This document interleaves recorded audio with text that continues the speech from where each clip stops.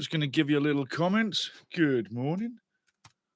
Hello in the chat. Hello everywhere around the world. Hello, hello, hello. Green light, we're good. Good. Good morning. Afternoon. Or even evening. Hello. Boom. Come on in, babies. Hello, hello. We are live. Well, Mr. Grimplay's back in the motion, mate. Got your messages. Loving it, mate. Good morning to you. Should be good morning, I reckon. Maybe not. Should be. Anyway, it's early in the morning. Got up at 4, Grim. 4 o'clock to get here on time. Yeah, I had to go from one room to another to get there on time, but I got here on time. Cheers to you, mate. Welcome in, welcome in. Ole, ole, ole, ole. I love that name. I love that word. First time I heard ole, ole, I'll tell you before everybody else gets here. Oh, you got to love a cup of tea in the morning. Woo. But ole, ole. 2007 World Cup. First World Cup I announced games at. I announced 9 World Cup games at that one. And ole, ole was in my ears all day long for 4 weeks long. So, yes, ole, ole, ole. I love it. And I like the South American version, you know, like the Hispanic version. Like, it's all rolling and everybody's dancing. I love that. I love that. Why am I so buzzed at like 4 in the bloody morning, eh? Unreal. Unreal. But I am. Oh, good day, mate. Good. I tell you, good day to everybody coming around. And we're going to get into the starting lineups. The guys are out on the field right now, having a good time. But starting lineups, just so as you know, we've got Smithy up top, Rodriguez in behind, McLean, Rathbone. It's an unchanged team. McLean, Rathbone, James, Dobson, Longman middle. Brunt, O'Connell, Cleworth in the back line, and Okonkwo in there. Unchanged. Again, unchanged team. Question to you, Grim. Do you like an unchanged team? What are your thoughts on that? And Paul Mullin was training with the guys avidly last couple of days. Looks like he's having fun. There's something in the works with Paul Mullin. I'm telling you, there's something in the works. Doesn't look like we're a club who are going to sell him. Yeah, that's a good point. It depends on how well they train. Totally, absolutely. But I think, body language when you work with someone, or let's put it this way, when you have a family member who's a bit of a, me and you are talking right now, you have a family member who's been a bit of an oil can, bit of a dick. You see it in the body language. You see it facially as they work with you and other people. So watching Mullin in training yesterday, it was a light training session, yeah. And it was all about little tapping and ticky-toey stuff. Nothing too strenuous. But Paul's psyche and body language, from what I was looking at, it looked like he was... Well, it really looked like he was having a good time. So maybe he is. But boy, oh boy, oh boy. Oh, yeah, okay. Yeah, he did. He looked quite happy. Yeah, totally. Are you worried about the game? Any thoughts on the game? What's your thoughts right now? I mean, it's minutes away. We got, let's think now, 11 minutes to kick off. Good man. 2-1. Yeah, a lot of people are saying 2-1. Absolutely. And I'm not worried. For some strange reason, I'm not worried. I'm cautiously optimistic. I mean, I've called the 1-0, and it could be more, yeah? But I'm not going into this game worried. I'm going into this game pretty good, So, yeah. Let's take a look at the other lineup as people are getting in here. Going to go to their line. Tickle in net. Tickle's been in net all season long. He's got 40 matches on the season already. So he's going to be pretty decent. Carragher, Aimson, Kerr, Mellish, and Robinson along the back. That's pretty steady. Most of what we saw last time. Weir, Adiko, and Dale. Yeah, and then up front, Asamoah and Dale Taylor. Dale Taylor's the one to look out for. 7 goals on the season. 8 goals on the season, 7 assists. Yep, 3 in the last 5. We've had 9. You're totally right. And the one factor that... morning, Steve. How you doing, fella? I'm predicting a tough game today. Hopefully we go at it straight from the start. Come on, Wrexham. Steve, that's exactly what everybody's saying. We've got to go from the start, mate. Absolutely. Like Grim Plays are saying, it's a 2-1 win. A lot of people coming in with the 2-1 win. So, yeah, tough game. Also, people are saying don't take them for granted. I don't think Wrexham does. I don't think we ever have. And to be quite honest with you, I think that if we drop a game, we've dropped a game because we just didn't turn up and we didn't play and we didn't link up together. And who knows, maybe somebody had a bad night's sleep and someone wasn't feeling great on the day. I mean, you've got to talk 46 games and juggling a squad and juggling all into each single game so that everything comes off beautifully. And it doesn't always work that way. I mean, let's face it, last year we lost 10 games. We've lost 8 so far. We're a league division higher. So it's an interesting thing to juggle the whole squad and keep it all well and good. But yeah, we got to go right from the start, Steve. You're absolutely right. Cup of tea time. Boom, boom. Oh, what time is it, Steve? Where you at? You must be an hour or two ahead of me, I think. I'm thinking you are. Yes. So, starting lineups, if you didn't get it, Steve, we've got an unchanged team once more. Yeah, Arthur Okonkwo, Lewis Brunt, and Lewis Brunt is playing brilliantly. I tell you what, I can't get enough of Lewis Brunt. He's really, you know, when they first brought him in, the first half of the season, I didn't think he was going to stick. He really wasn't getting the time. And obviously, in behind the scenes, the training, you get to see more, yeah? And obviously, Phil and the crew do. But Lewis Brunt has really impressed me over the last, I'd say, 5 games especially. But every time he's come on in the season, he's been pretty safe, you know? He's been really safe. Ian O'Connell in middle. He comes in for some critique, but he's leading shutout master in the league, believe it or not. So that's crazy, yeah. And Cleworth to the right. Safe. Maxi, brilliant season. Could be your player of the year. Arthur. Is Arthur your player of the year? 16 shutouts. Stevie Fletcher, 8 goals on the season. Super sub. Is he your player of the season? Tell you what, next match, we're going to be looking for your real votes on player of the season. But we got a lot of guys that are really firing it up this year, you know, and you look at the season so far before we get into this one. Morning, Philip. How you doing, my friend? Good morning. Good morning. Good evening, Steve.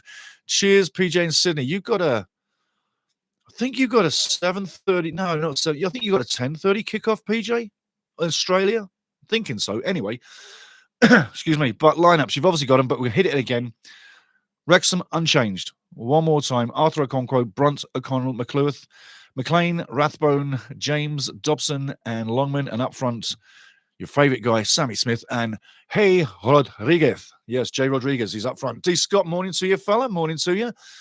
Kent, Alberta Rex, another guy in Alberta here watching too. D. Scott, you're on the West Coast. Boy, that must be early. It's 4:23 on the West Coast and getting ready to watch every single moment of Wrexham madness from Vancouver. I tell you what, one of the best trips I've done ever was that match, Wrexham and the Vancouver Whitecaps last summer. It was phenomenal. Absolutely phenomenal. I was literally, the phrase goo goo gaga, yeah, you know, like I was goo goo gaga at that game. I was like literally slapped upside the head with some good potion motion about the football scene that I was literally in a dream. It was absolutely amazing. Absolutely amazing. Yes, good morning, everybody, wherever you are. Get into this. Drop a comment. Join in the chat. You're what make this work. I'm just keeping this thing going. I'm just the guy running it, but you make it work. You do. You do. Cleworth is still yours, followed by Arthur. You know what, Grim plays? That's 2 good picks, 2 good picks. And in this season where we haven't really dominated it, you got to say, it could go to one of a few people. I'm watching Spider-Man down at the side of the field at the moment. It's quite funny, actually. Oh, dear. I'm not going to mention the other guy. You know who it is, but Spidey is there. I love Spider-Man. I grew up watching Spider-Man, so Spider-Man's a good man for me. We're getting ready for the teams to come out, everybody. Good morning, wherever you are. I tell you, I'm so buzzing for this. I hope you are too. Literally, I don't get out of bed with a bad mood, and normally I'm not this pumped much, but I am. Oh, look at that from a scene up above. I'm looking from above now. That is memories. That what we're watching on TV, that is memories of Wigan Athletic. I tell you, Wigan Athletic in Premier League, lad. I tell you, that's how they talk up there, yeah. Krusty the Pie. Krusty the Pie is their mascot, yes. But scenes of the DW Stadium take me back to days of the Premier League, funnily enough. And that's another point. Super excited about the game. 3-0 from Philip. Yes, mate, I tell you. I just wanted to drop a point here about Wigan and about Birmingham. Yeah, Birmingham. Morning, cunt. How you doing, fella? Good morning. Alberta boy, welcome to you. But I was just going to say, like, one of the interesting things before we get into the game, Wigan Athletic used to be a massively big club.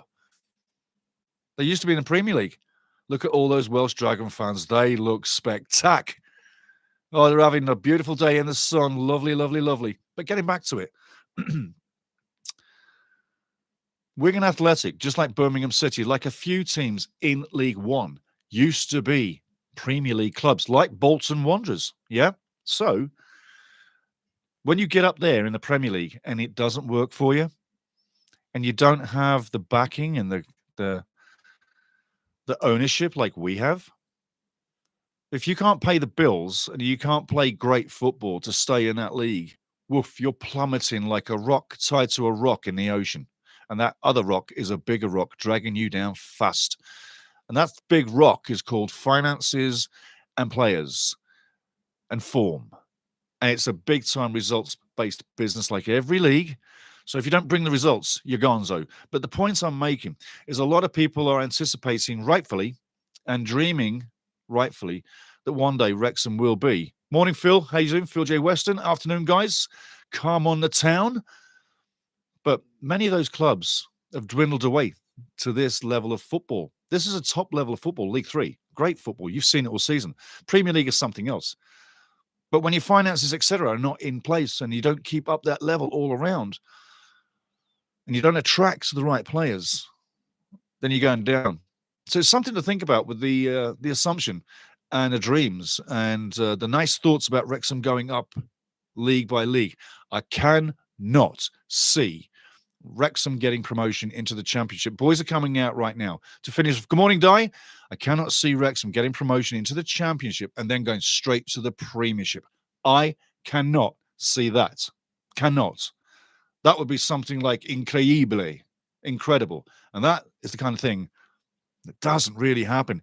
Even what you've seen with Wrexham over the last 3 years, that does not normally happen. So food for thought about banging up the leagues. But Roselle 91, good morning to you, my friend. How you doing? Go Wrexham. Yes, you betcha. But I got to say, am I against going to the Premier League? You all know what I'm against and what I don't like in the Premier League. And it's not the football. It's not the fans. It's the VAR. I like beautiful, natural football. Natürliches Fußball. I like the normal football, the natural football with no technology. Give me normal football, the natural football with no technology. Give me goal line tech. I love goal line tech. I think that's fantastic on the ref's arm. Beautiful. And it really works. But the rest of it, just give us the game. Give us the fans. Give us us. Us being the fans is what makes this the game it is. But I tell you, as we go into this one, you've obviously got your starting lineups. We're going to bang them out time quickly. Wrexham has an unchanged team. Unchanged being Arthur in goal, Brunt, O'Connell, Cleworth in defence, midfield, McLean, Rathbone, James, Dobson and Longman up front, Smith and Rodriguez. That's J. Rodriguez or Espanol, Hey Rodriguez. Yes. Si, senor. Si, senor. You got to say now, looking at Wigan Athletic quickly, Tickle in net, Carragher, Aimson, Kerr, Mellish, Robinson in defence. In midfield, Weir, Adiko, Dale, and Asamoah and Taylor up front. Keep your eyes on Dale Taylor. 8 goals, 7 assists on the game. The game's about to kick off very soon. But good morning, good afternoon. Big love to everybody. And it's a nice day for Mac, who's going back to a club he used to be with. He's obviously loving the moment, but got to keep your mind on the game. Keep your mind on the game. Looking forward to a match where my man Jimmy Mack gets live from both, or gets jive, sorry, from both sets of supporters. Yes, absolutely. Absolutely. You got to love the football banter, haven't you? You know? So James is up there right now with Kerr for the toss of the coin. And the referee is Adam Herzig. Adam Herzig. We've had this guy 5 times. I'm going to be talking about this referee during the game. Not in a bad way. Not in a bad way. Hold on. But I'm going to be telling you about Mr. Adam Herzig as we go through this game, because we've had him 5 times. And you know what? We've never won. Not one of those times. So this will be number 6 with Mr. Herzig, the referee. Good morning, Kaylee. How you doing? Big up to you. But this is the first time that we're going to take Mr. Hertzig to task and get a result, and that being a win. And a win today is what we need. Okay, the game is going to get live in seconds. Here we go. Not going to take a break, maybe halftime, a quick one, but that's about it. But I'm going all the way through to the final end of it. There's Mr. Hertzig in the pitch. It looks really serious. Whistle is blowing. The game is live. Sam's kicking it off. Here we go. 45 more minutes. Eric F., how you doing, my fella? Nice to see you. 4:30 a.m. on the West Coast. Yes, baby. Ha ha. Irish breakfast. Tea? Well, I got my tea as well there, fella. Look at that. A nice big mug of tea. There you go. And toast. Toast being consumed. Hi, yes. Love it, mate. Love it. Live at it. Tea and toast, just like it should be. Yes. He's obviously in what we call the prawn sandwich mob. He's in the gold club seats. Yes. Tea and toast, old chap. Right, game is going on. 33 seconds in. Referee's having a talk to Carragher. And I tell you what, pickle kisser, my man, Calgary Flames mug. Nice. Calgary Flames. Woohoo. I tell you, love it, love it, love it. If you don't know what the Calgary Flames are, guys, around the world, that's a big, big Canadian hockey team. I'm telling you now. Yo, people, get out there and get yourselves a seat and get in the stadium.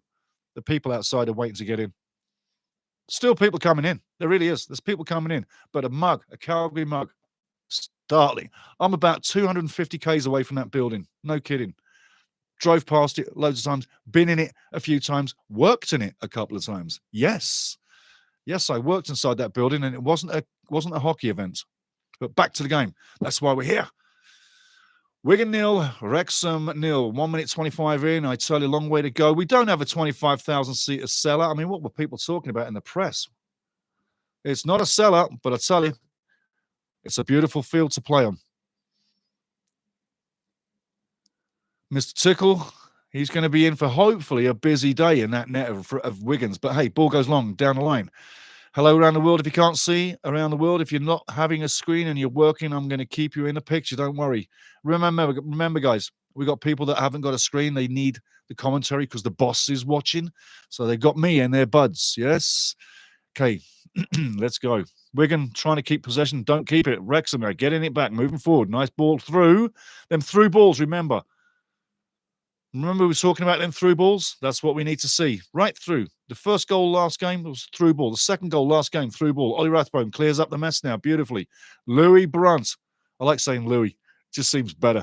Louis Brunt is a big international defender. No, Lewis Brunt, Wrexham, on the ball. Backs it up. Ollie Rathbone. Hard-working Ollie Rathbone. Loving that guy. Who's your favourite player? Who's your favourite player as you walk through the season? Not your player of the season, but who's your favourite player? Some players give you a lot, but Wrexham now in the ascendancy. Looks like we're going to be in the literally in the possession game. And early signs are decent. I'm looking at the early signs. People are picking up their people. They're looking at their tasks. Passing lanes are being shut down. And it's giving this guy a little bit to think about where to put the ball because he's not firing it. And remember last time, the clock? Does Mr. Hertzog watch the clock? I don't know. Rathbone, yeah. Kaylee says Rathbone. I've got to say, you know, he won my favour as soon as I saw him running around and hustling. So I got to say, Ollie's a great one. Ball long now into Wigan half, just over halfway. There's that man, Ollie Rathbone, heading forward. Big turnout by the Wrexham fans in the sun, having a great time. I tell you what, the signs are good. The signs are good. Jack Marriott, you know what? Coming back from the broken leg, getting the goal. I tell you what, like, big up for his confidence, yeah? Gets the goal. You would have thought it might have been difficult getting back into the team when you had Paul Mullin and a few other guys going, but he's got back in there. Dobson, Rathbone, their work rate is amazing. Absolutely grim place. Absolutely. Praise Dobbo. I mean, he gets kicked over the park all game long. Rathbone looking like Maradona there, passes it wide, goes wide, intercepted. Not a good pass there, but he's got no support on the far side.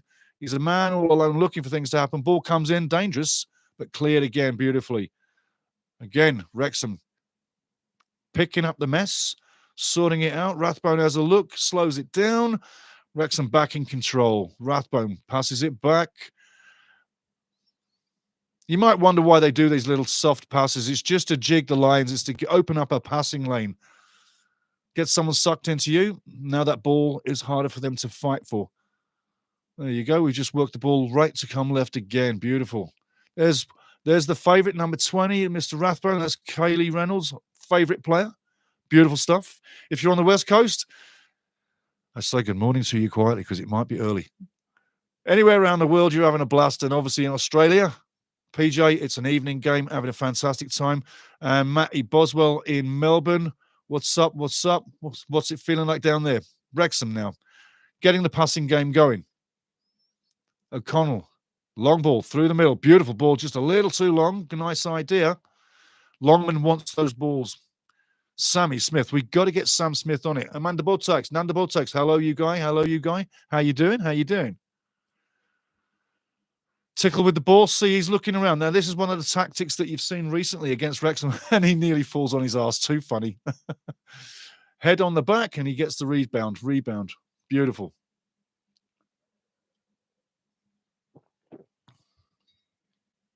Oh, dear. Come on now. Come on now. Fight for that ball. Oh, dear. Oh, dear. That could have been so spectacular, Uzo. Could have been such a funny goal with their Tickle. Tickle must be, like, really nervous because if it wasn't for the offside, that could have been really interesting. Puts a bad ball back there straight away, but the clearance is terrible. Gets lucky there. And, you know, lucky, fortuitous to get the offside. Let's put it that way. You've seen those situations go bad. And ever since we've got this new style tic-tac-toe defending since the last sort of 10 years or so, you've seen the weirdest, most embarrassing goals go in the net for no reason. It didn't happen in the olden days, and I'm not that old before you say it. Mr. Herzog calls it down again. Yes, we got a policeman in the referee today. He's a real cop. Yes, he is. Got to keep the game together. Ball long now. Wrexham going down the lane. Well intercepted. Beautiful interception there. Hard-working Rolly Rathbone taps it off here. Beautiful play again. Wrexham now just on the edge of the box. There's the general on the ball. Nicely slows it down with a terrible pass. Very uncharacteristic from the general. Matty James, slap your own ass. Kick it up. Yes, come on, son. Yeah, you can point all you want, Matt. I mean, come on. That was well off the mark. No, please, come on. Better than that, my friend. You got to laugh at it. You got to laugh at it. In we go. In we go. 7 minutes in. Signs are still good. Wigan fans look absolutely ecstatic in the crowd right now. They're even watching their own phone, not the game. Throw comes in. Long, halfway up the field. Wrexham win the possession again, or more so Ollie Rathbone, I should say, and he gets a little bit of discomfort on his back end here. Good marking there by Wigan. No time at all on the ball. O'Connell now over to Cleworth. Cleworth has an option. Goes to Ryan Longman. Longman, tic-tac-toe, give and go. Longman gets it back. He's a strong boy, Longman. He's got good pace, but he's a strong boy. He's hard to get off the ball. Wrexham now just inside the half. Right side of the field. There's that man Longman again. Rathbone, bad pass. Them left pass. It must be something in the water because 2 passes in that zone have just not come off. They've been well off the mark. And the general clears up the mess. Back to Arthur Okonkwo. Arthur, 16 shutouts on the season. PFA fans, player of the month for this month. So no big award per se ceremony, but the fans have recognised what Arthur Okonkwo is. And I guarantee you, 99.999% of those votes were Wrexham fans. Ball through now. Can he get there? Nice play. Oh, and the keeper drops it again. You saw that in the last match, yeah, where Macrome didn't get to the ball and Sammy gets the penalty. Well, that seems to be working, and that's going out. No problem there. But yes, the signs are really good. Early on in.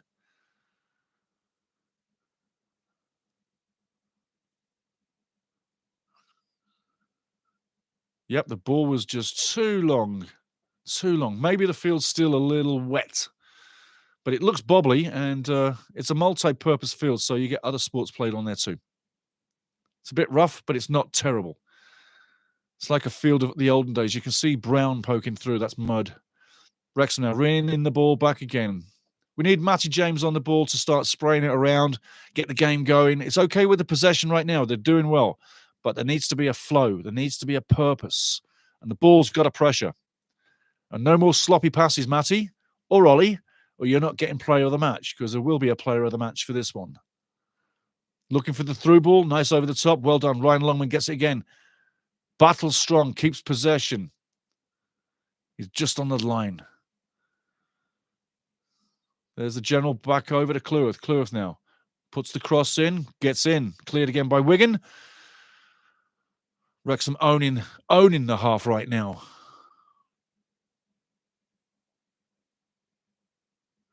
No worries, Katie. You keep driving, mate. We'll keep you involved. Not a problem. Not a problem. Matt Hussein, come on the Reds. Absolutely. Good morning, Matt, or good afternoon, good evening, whichever I should say. First 10 minutes, Wrexham coming into the game quite comfortably. Not bad for an away performance, warming into the game. They're going to start gaining some confidence soon.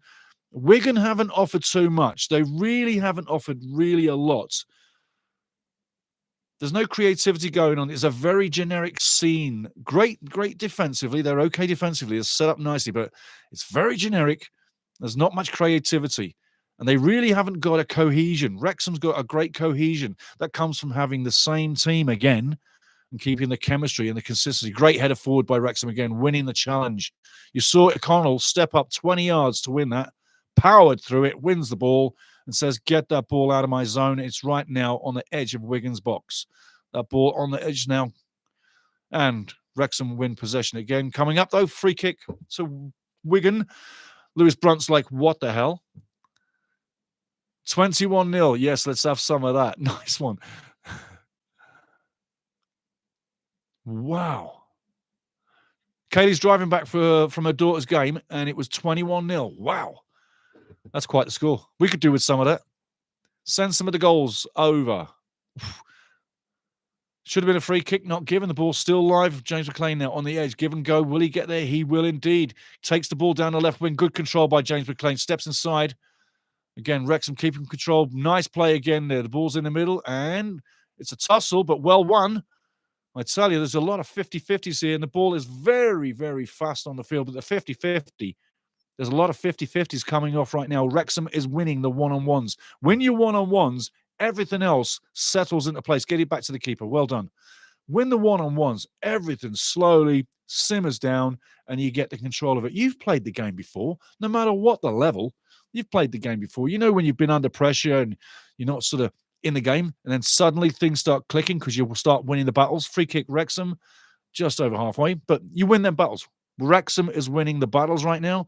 Georgie Dobson get hacked down. Ball through now. Sammy Smith in the same position as he was last time.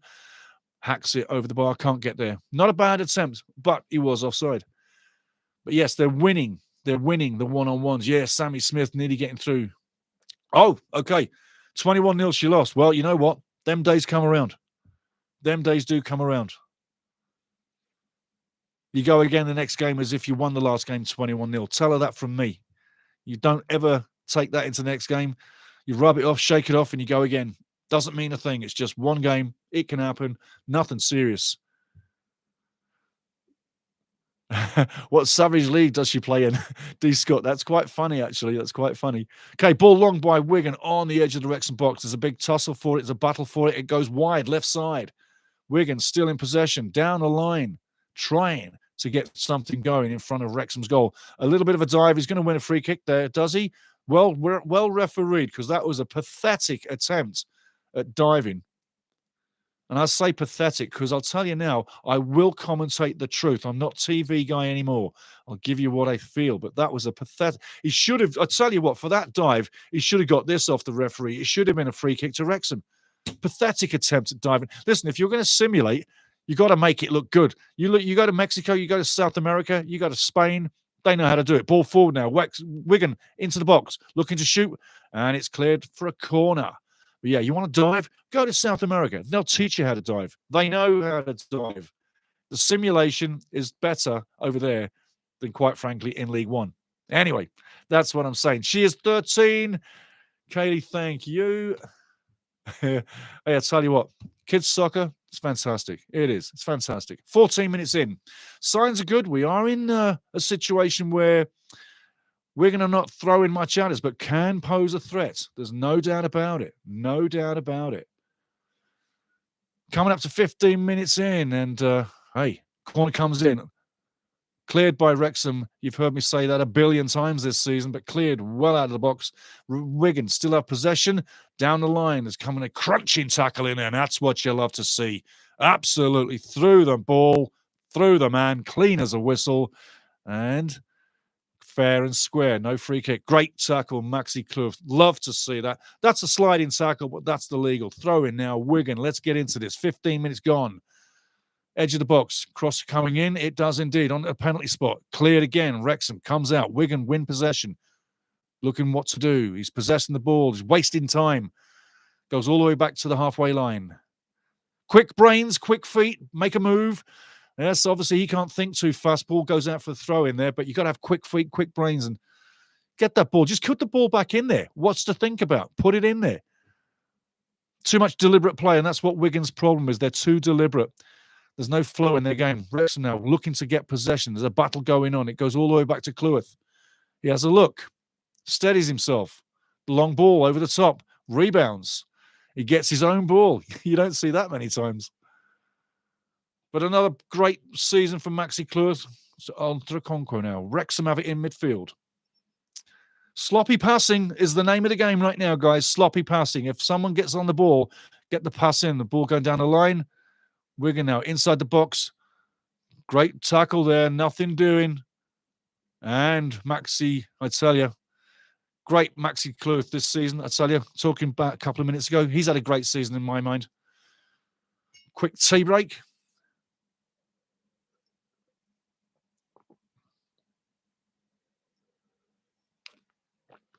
No, if you're not hearing me, it hasn't gone dead. The mic is still working. Everything is good. Wrexham now 16 minutes in, poised to make something happen here pretty soon. You can just feel it building. Tough game. Wigan not venturing too far forward, keeping it very tight at the back, which you would expect. But Wrexham now winning possession quite easily in the one-on-ones. And again, I say, win the one-on-one battles. The rest will take care of itself. Wigan on the edge of the box now, moving forward, looking for the dive. Definitely a dive. This referee has got to get the card out. That's two flagrant dives. Get the card out. I tell you what, Wrexham have not won with Herzig, the ref. Now you can see why. His style of refereeing will not allow a nice game to flow. He's a robotic ref, is what I'm saying. You thought I was thinking something else, weren't you? Yes. Ball over the top now. Sammy Smith racing in again. But Tickle gets the ball away from him. There's another game going as well at the same time in this league we're going on with right now. We're going to get there pretty soon. We'll be bringing up the scores on the doors. Wickham as well are starting at the same time as Wrexham. They're 16 minutes in, and it's 0-0, just like us. I'll keep you updated. Every 15 minutes, I'm going to give you a score. Both games 0-0 so far. Wigan now, give and go into the box, moving forward, takes a shot on net, well blocked, sacrificing the body there. Wigan don't give up, it's on the edge of the box. Another shot comes in, blocked again. It's still alive. Wigan battling away. I tell you what, two dangerous shots on net there from Wigan, out of nothing really, and they could have been one goal up. Yeah, they are really down there that they didn't take that. Look, one great shot, nice block. Not really a good block, but a decent kick at it. Another shot comes in, blocks again. I tell you, decent defending. Shot blocking, so important, but the clearances and winning the second ball, more important as well. You've got to get on that second ball. Wigan now have it on the line. Cross comes in. Arthur is catching it. Beautiful. Nice clean catch. Cross came in, but to nobody. But the big man in the middle, 6'7", Arthur Okonkwo, possible player of the season. You don't normally see goalkeepers get player of the season, but on this occasion, he could be in the starting lineups as a contender. Ball long now, Wrexham into the Wigan half. In front of the box, Smithy wins the challenge. Gets cleared though. Sam Smith to score in the next 7 minutes. That's what Phil's saying. Mr. Sydney's making a prediction. Next 7 minutes, Sam Smith scores. I'll tell you what, that's worth putting money on. Wigan now winning the ball back, coming over halfway down the line. They're loving the left side, but they're coming against the wrong guy. Maxi Clough is going to have that all day long. Staying with him. Shot comes in. Wide, well wide of the goal. And a goal kick to Wrexham. 7 minutes to go. So by 20, we'll give you a seconds here. We'll say from 20 minutes to 27. So you got till 27 minutes, PJ, to get that goal. Is he going to get that goal? What do you think, people? 7 minutes to go. Sam Smith to get that goal. PJ says he feels it coming on. Kent Gulliford says, I'm nervy, not liking this. You know, this is one of them games. Yeah. Remember the last one that ended 3-0? I'm not saying there's a red card coming, but this was a similar kind of thing. It got a little bit stale in the first half, yeah. People were thinking, oh dear, what's happening? Not looking good. These are the kind of days that can turn into banana skins, but as long as you stay on the game and keep playing hard, it doesn't normally turn that way. Right now, Wrexham's fully in control of the match, although you could say Wigan's had the better chances. Made from half chances, but the best chances, yeah? But yeah, you're right, Kent. It's not looking good, but there's a lot going on. But I totally see where you're coming from. Smith now battling away, nothing given. I think Herzog, that's definitely got to be a free kick against Wigan, but no, he doesn't see it. I think Herzog is letting them play. That's not a bad thing. But as long as he keeps control of it, because it could get out of control pretty quickly. Wigan breaking forward now, getting a bit of luck. Left side of the box. That's what they've been looking for. Ball through and well cleared up again. Beautiful clearance into touch for a throw-in to Wigan. Ian O'Connell, great interception. Read the play beautifully. He's panting. He's sucking air. But we're still not scored on. I agree. You see, they've trained on these long balls. Dice saying, get the ball out wide. So enough of these long balls. Yes, I totally agree with enough of the long balls. We got to change it up. Don't be so predictable. Don't do the same everything, yeah? You saw this position last time where we got a goal. We've got to start changing things up. Arthur was coming. Then he didn't come. Ball on the edge of the box. Wigan now looking to get some possession and get some flow. Having a shot from range. I tell you what, it wasn't that far off the target. Hits the black bar in behind. Wigan now will start to gain some confidence. That's a good thing. They'll start to open up, and then hopefully Wrexham find a few holes. But again, I agree with you, Dai. The long balls has got to stop. It's got to stop. Yeah, if you see carefully there, look carefully, Arthur takes his hands away. He takes his hands away. He's letting the referee know, hey, I didn't touch that. I didn't touch that. So smart hands. He knew it was going wide. Good goalkeeping. He knows where the frame is. He can feel where the frame of the goal is. He's still learning the game as well, Arthur. He's not the oldest of keepers yet, but he's certainly a talent. Ball long. Arthur out of the box. Nice kick. Down the middle. Wrexham keeping possession now. Longman tries to go wide. Just doesn't make it. Tea time. Excuse me, guys.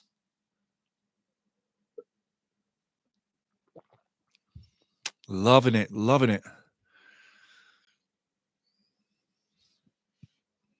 This is also the time of the season where it's getting nervy because, you know what, there's only a few games to go. And with Wycombe just only 3 points behind, yeah, it makes sure that Wrexham don't let off the gas. We've got to get everything we can. A point here today would not be disastrous.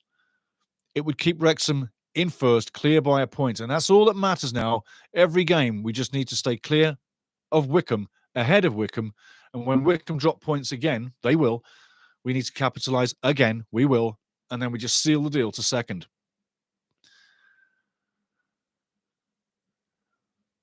Philip, Wigan are so going to lose this match despite the ref.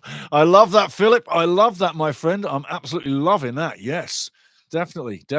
And again, we've had this referee, Adam Herzog, 5 times. We've never won with him.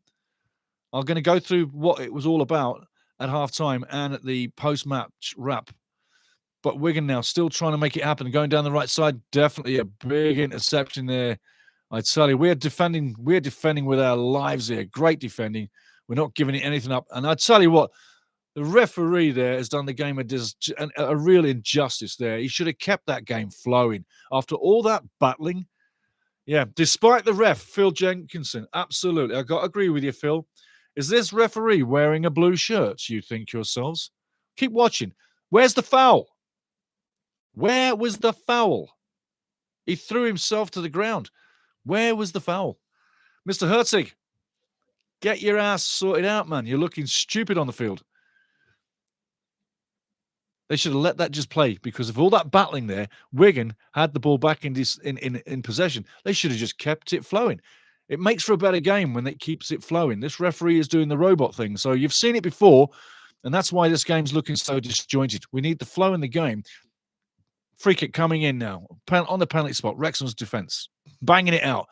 Arthur Okonkwo comes out, collects, nice and comfortable, going long. Another long ball, Di. Yeah, absolutely, Eric. I love that, man. Eric, if you're not watching around the world, Eric F says the referee is missing his cane. Absolutely. I'll tell you what, nasty foul on James McLean there. Nasty foul on James McLean. Yeah, Mr. Mellish, you'll be in the book if you carry on like that. Oh, absolutely. No disrespect to the blind men. And you know what? A blind man was probably laughing right now as you said that. I used to work with a blind man, believe it or not, in the studio talking football. And his name was Ikechukwu Okoro. He was a Nigerian and he had a cane. And people would take the fun out of him and he would laugh. So people that think blind people are touchy and don't have a sense of humor, you're so wrong. They have an amazing brain and an amazing sense of humor. So, Eric, no blind person would have been taking offense at that, I can guarantee you.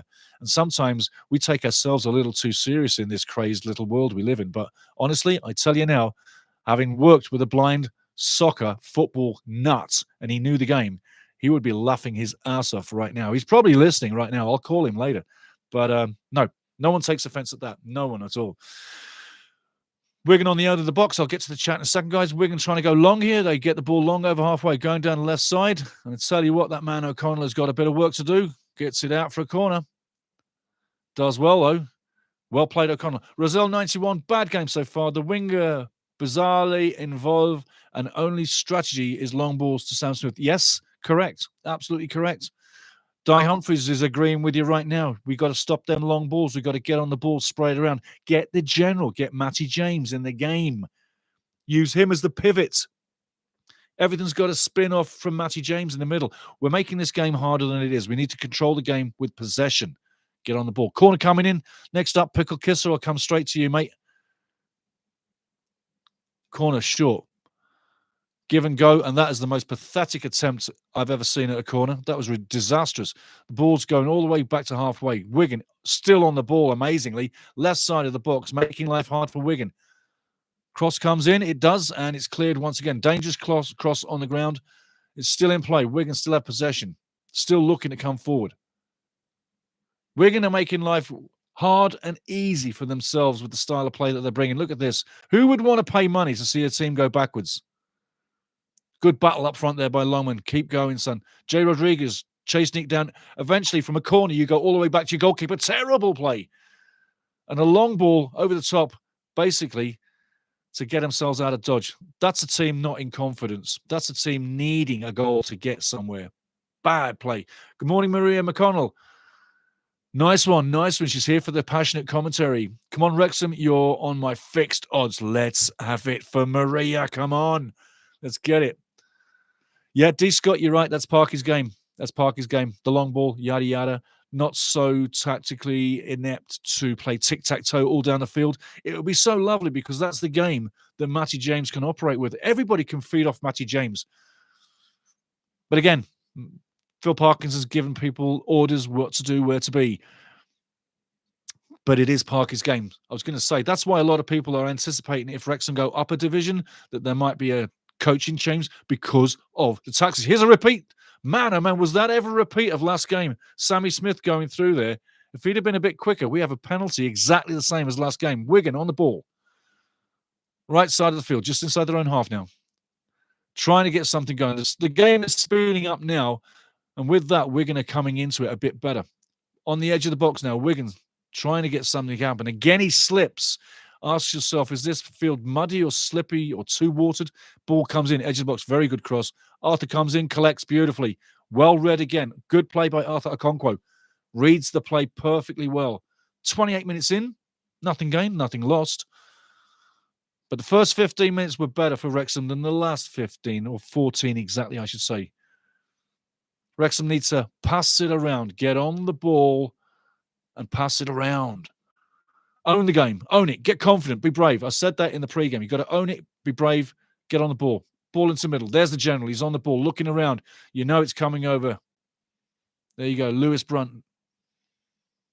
back over to O'Connell, nice and controlled. Do this for a couple of minutes. Get on the ball, own the ball, take the opposition out of the game. Own that ball, own the match, dictate the play. Ball over the top, again, deflected. Someone needs to get their passing boots on. This has shades of last week's game, the 3-0 win over Burton. So hold on to your chin strap, I should say. Lewis Brunt now attacking, going forward. 3 guys around him. The swamp defence is all over Wrexham on the edge of the box. McLean, cross coming in, nice cross. And that's headed way, way over the bar. Goal kick. Missed a tickle on the edge of his box. Hey, Rodriguez, Jay Rodriguez, that super striker. 2 penalties. Puts the ball... Yeah, maybe he should have just ducked his head and let that go through. It's easy to say, harder to do. Ryan Lowe, the coach, this is game number 6 for him. He's picking his ear. He's thinking about the game. 5 games in. No wins, 3 draws, 2 losses. That's Mr. Ryan Lowe. Referee's coming over to the sideline. Has somebody been saying something? Or what is going on? Someone's having a word. Okay, so Phil's getting a talking to. And the other is getting a talking to while they're getting a water break. What is this, a commercial break on TV? It might be a commercial break on TV. Who knows? They're taking a water break.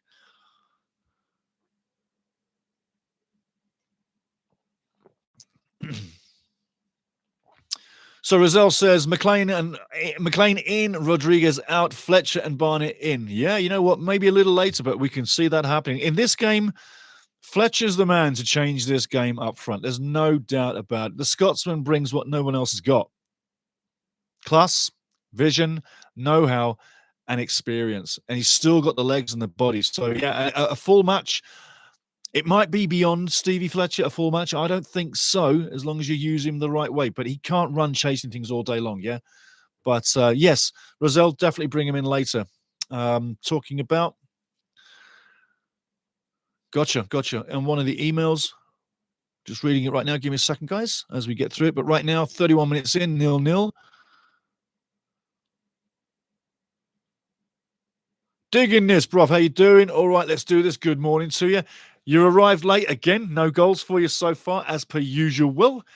That's the trademark of digging this. He comes in late and we score. So, sad to say, PJ in Australia, the prediction of 7 minutes that you made is now 5 minutes overdue. So we're looking for a goal for PJ. Come on, you Reds. Let's have a goal. And Mr. Herzeg, the robot, is literally owning every acre of the grass. Ball is live. We're live. We're back into play. Goal kick from Tickle. Headed into Wigan's half. Not going to make that. Midfield is so congested, you can't get a piece of paper in between them. Wigan now going forward, down the left wing. He's going up against Maxi Klurth, and Klurth wins the challenge, puts the ball out for a throw, commanding defending. Itchy knows we're going to get a goal. Come on, let's have it. Yes, always has had a good scoring goal record. Itchy knows. Going to get a goal. Woo. I'm not. So, throw in. Wigan, 32 minutes in. Still nothing happening, but plenty of time for one goal at least. Once we get one, we'll get more. Remember, score. Once you get one, you'll get more. That's the feeling of this game. It's a different style to last weekend. It's a different style to many games, but it is a tight game. Wigan on the edge of the box looking to get something happening now. It's very tight. No space, no quarter. Ball over the top now, down the field. Smithy's going to look to chase it. Unfortunately, doesn't get there. Well defended again by Wigan. But Wrexham have gone off the boil slightly in this game. Maybe they've had the situation where they're saying to themselves, take your time. Pace yourself. Second half. It's a warm day out there in the sun. Don't put it all in the first half. Get ready for the second half. That's what they're probably saying. I got to agree there, PJ. Got to agree there. Philip Virgil Jenkinson says, let's get creative. We need to smash these guys. We need to smash them. Absolutely. And again, someone else coming in saying, stop the long balls. You know, like I'm going to get a phone call into Phil at halftime. Say, Phil, the family are saying no more naramente. Nothing doing with the long balls. We don't need them. Get them out of here. We want creativity. And that's why I say, get the general on the ball, Matty James. Once Matty James is on the ball, spraying it around like we did last game, once we got the goal, and then we got 2 more after that, it was all about having the ball and Matty James being the general.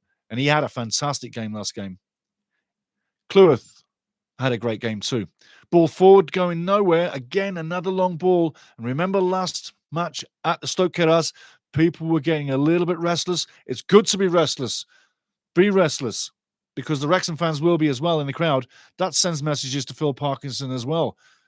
We know football. You know football. He knows football. And when it's not going well or not going to plan, you got to change things up. Wrexham now on the ball, well intercepted by O'Connell. Ball into the middle. Sam Smith on the edge of the box. Gets clattered. Ball cleared up to halfway. Wrexham lose possession. Wigan, right side of the field. Loads of space. Puts the cross in. You knew it was going to get blocked. It took way too long to get that off the ground. Handball given against... That has got to be ridiculous. That is ridiculous. That is ridiculous. He's given a handball against Bruns for a ball that hits him literally on the shoulder. Have a look. Ball comes in. He should have crossed this one in a little earlier, but he doesn't. Anyway, Mr. Hertzek sees the handball and calls it. Let's see what happens. 35 minutes in. Pass, score. Absolutely. Pass, score. Pass, score. It's funny how last game we got that first goal, remember? And I said once we get one, we'll get more. But get that first goal, settle the nerves. You've got to get a goal to settle the nerves. Once we get a goal, the nerves will be settled. The other side of that is that if we get scored on, that will raise the game. That will make us come out of our shell. Right now, we're in our shell. We're in a defensive shell right now. And as soon as we get out of that with a goal in the game, ball comes in. That's a very good ball. Headed back into danger land in front of the goal, scrapping for it. It gets cleared again. Wrexham clear the lines. Dangerous, though. I was expecting another free kick there to be given on Smithy. The referee doesn't see it that way for once. Wigan in their own half now, looking for something to happen. Coming to the right side of the field, halfway in their own half, back to Tickle on the edge of his penalty area. This referee, by the fact, I think, has had 3 years in football so far, so he's not the most experienced. He's not the worst. But you might not like him right now, and you shouldn't. He's the referee. You're supposed to bark at the referee if you're the captain, if you're the fan. There's nothing wrong with giving the referee some abuse if you're the fan. And a crowd can get on the referee's back. And remember that penalty that we won a game ago? Well, the referee, 2 games ago at home, sorry, the referee broke. That's got to be a free kick against. No, it isn't. Wigan keep the ball on the edge of the box now. Keeping it alive. The cross comes in. Wigan on the penalty spot. Headed clear on the edge of the box now. Matty James goes wide. No one's getting there. It goes out of play just at half field.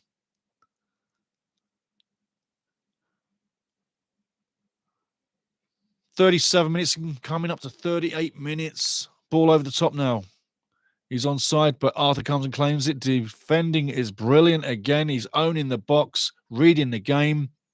Arthur's having another top performance so far. Let's hope it stays that way. Ian O'Connell now coming out on the edge of his box to Matty James. O'Connell again has another look, probably going to Cleworth. He does. He goes to Cleworth. Cleworth to Longman. Longman takes a look. They're looking for that long ball down the line. They need to start putting a ball through the lines and owning it on the ground. Enough of the ball in the air. Keep it on the ground. That's what we need to do. And as Phil Jenkins says, pass. Pass, score. The General's on the ball. Ball over the top. No one's getting there. Far too long. Wait for the second half, guys, is what I'm feeling in this one. I just don't think it's going to mesh in the back of the net in the first half. I think we're going to look for a similar pattern to the Burton game in this one. Let's face it, Wigan gave us problems last time at the Stoke Keras, remember? It finished 2-1 at the Stoke Keras. And it was that late winner from Stevie Fletcher, running down the line. I'm Stevie Fletcher, running down the line. Remember? I tell you. And I tell you now, if you go back to the pre-game, and watch Stevie going down the line. When Stevie went down the line and he's running down the line, I'm hearing a woman screaming. Like, this woman is screaming, shrieking, screaming. It's a wonderful screaming. But she's screaming as he's running down the line. But the early phase, if you go back and play that pregame and listen carefully to Stevie Fletcher, you'll see what I'm saying, or you'll hear what I'm saying. But she is screaming. It's wonderful. It is. Wigan now throw down the line, 39 minutes in on the edge of the box. Wrexham have a few things to clear. It goes up and under, coming up to halfway. Smithy now battling. He does great with the body, wins the ball, takes out the man. Ball goes forward, and it's on the edge of the box with Tickle in net. Kent Gulliford says, when I'm yelling at the screen, things aren't good. Yeah, probably waking up the house too, mate. But you know what? They know it's all good. Ball long all the way down to Wrexham's penalty area. Cleared again over the top. It's like a tennis match right now. Smithy nearly gets there. That would have been interesting. Wigan now living dangerously on the edge of their box at the moment. Things could happen at any moment. Ball out left. Moving forward, left side. Again, the left side wing play. Cuts inside.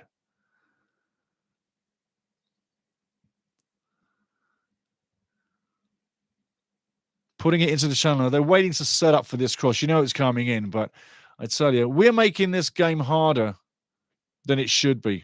We just need to calm it down a little bit. Ball in again. Nice cross. Well collected by Arthur. He's doing well so far. Now, Jimmy McLean coming down the line.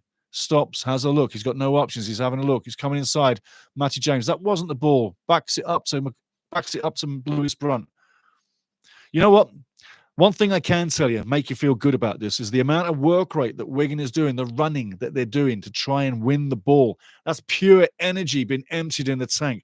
Wigan's putting a lot of energy into this. And I'll tell you what, for my style of football, they're putting too much energy into this game. They're going to start losing the legs. Last 20 minutes, watch it happen. But anyway, Wrexham now trying to go down the right wing. Great crunching tackle against Longman. Wigan coming forward now. Left side of the field, ball into the middle, easily intercepted by Brunt, who reads it again. Terrible pass, puts Ollie Rathbone into 8-ball land, but Ollie does brilliantly, slides the ball over to James McLean. McLean now has the option to cross, does now. Ball goes long, Longman now heads it down intelligently. Shot comes in, just not on target. Intelligent header by Ollie Rathbone to Georgie Dobson, and Dobson blazes it wide. But yeah, if you're yelling at the screen, things are not normally going well, but you could be yelling good things too. It depends what you're yelling, right? But yeah, Dobson gets his foot over the ball, but not the knee, and it goes way wide. Nice opportunity, as you can see, goes way wide. We're not quite there, but wait for the second half. The feelings are you've got to be patient with this one again. And remember, each match we're going through, the 8 games to glory, this is one of those. It's number 4. After this, 4 more 8 games to glory to go. But the patience is the factor in this one. One chance, Wrexham will take a goal. Longman now on his own. Take a run at him. Go wide. Cuts inside. Matty James on the ball. Controls it. Slows it down. Cleworth to Longman on the right side. Wing play. Dobson. And he goes all the way back to O'Connell. O'Connell comes back over the halfway line. Looking. Surveys. Has a look. Nothing on. Back to Cleworth, far extreme right side of the field. Chips to the edge of the box. Not a great header, but Wigan do clear it up very well. Great defending by Wigan. From a mistake, they clear it up, head it back to Tickle. Nice and comfortable. Again, each time Tickle gets the ball, he's taking an eternity to get it out into play, slowing the game down. A little excessively, if you ask me.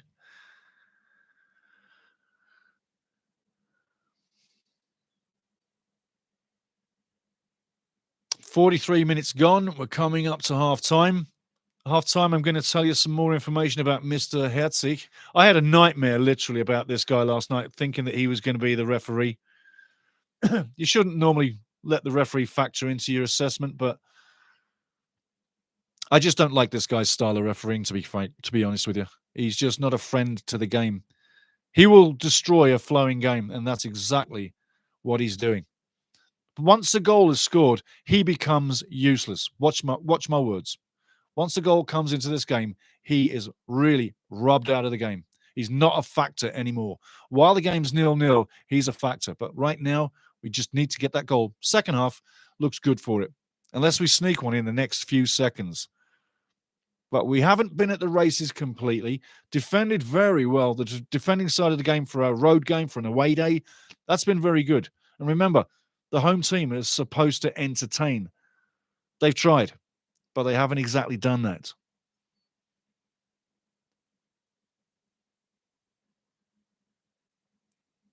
Ball down the line now. Let's see what happens from this one.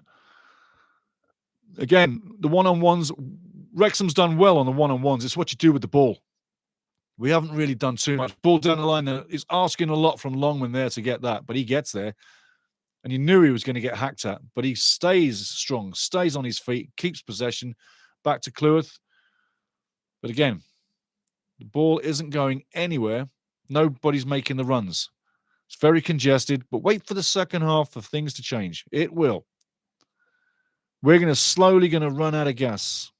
They've run themselves into the ground in this first half. It's commitment that's going to cost them. Arthur now going long down the field. 2 minutes added time. We're 30 seconds into it. I don't know how you could call a foul against anybody there, but Herzog seems to think that's a foul. I don't know about you guys, but he's grating. He's grating on the Wrexham players. Up in arms. O'Connell can't believe he's called another foul. We can't believe he's called another foul. And when you look at the stats, you probably think, wow, Wrexham had a bad rough half. Are they really that dirty? No, they're not. Again, the referee needs to let things flow. Second half, like I say, though, once that goal comes in, you won't have a referee. He'll be invisible. Tickle now, over the top, looking long, left side of the field. We're going to have gone left all game long. And why would you go up against Maxi Cleworth? Ball now on the edge of the box, and Arthur Okonkwo comes to clear it. Very well done. Well judged. That was a difficult judge for Arthur there. Wasn't exactly the rolling ball, but he comes through and he makes it happen. Picks it up, shoves everybody up front. We've got 30 seconds to the halftime whistle. Then I'll give you some stats and stories about Mr. Herzog. Ball now down the line on the edge of the Wigan box. Wigan heading it out. Having problems keeping possession, but they get it back. It's an absolute battle. The general comes up with the ball to McLean. McLean fighting for his life with the ball all the way back to Brunt. Brunt to O'Connor in the middle of his own half. Long ball over the top. Smithy now battling for it. Wins the challenge. Ollie Rathbone gets on the ball again. Over to McLean, left side. Can he get the cross in? One-on-one. He goes left. He cuts inside. Cross comes in to nowhere. Headed out. Repelled. Referee blows for half-time. There you go. Half-time. 0-0 in 2 games. It's been 2 goals for Wrexham, 1 for Wigan. And this half, you got to say, a battle of attrition. Nothing really happening for Wigan. Nothing happening for Wrexham. We're at the halftime whistle whereby fair play for both teams. Nobody's really done enough to take the lead. Wycombe was still drawing. Good though. But I'm saying no team has really taken command of the game. And the Wycombe game right now is still live. They've got 2 minutes like us, but they're still playing is 0-0 at the time. But I'll say again, nobody has owned the game completely. Wrexham have probably shaded it with how they've commanded the game, but Wigan are still a threat. There you go, 45% possession for Wigan, 54% possession for Wrexham. 4 shots Wigan, 2 shots Wrexham. Tackles 1, 5-4 in favour of Wigan. Interceptions 5-1 in favour of Wrexham.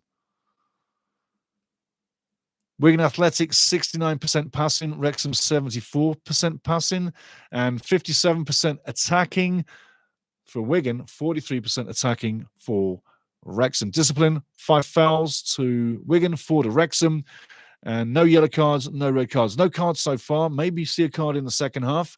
But as we're looking at it right now, nothing doing, everything wide open, 0-0. A game literally controlled by the referee very well, but he's not letting the game flow. And some of the calls haven't been what you would say on the money. Di Humphries, no threat from the front men. Change it up, Parky. I've got to agree with that 100%.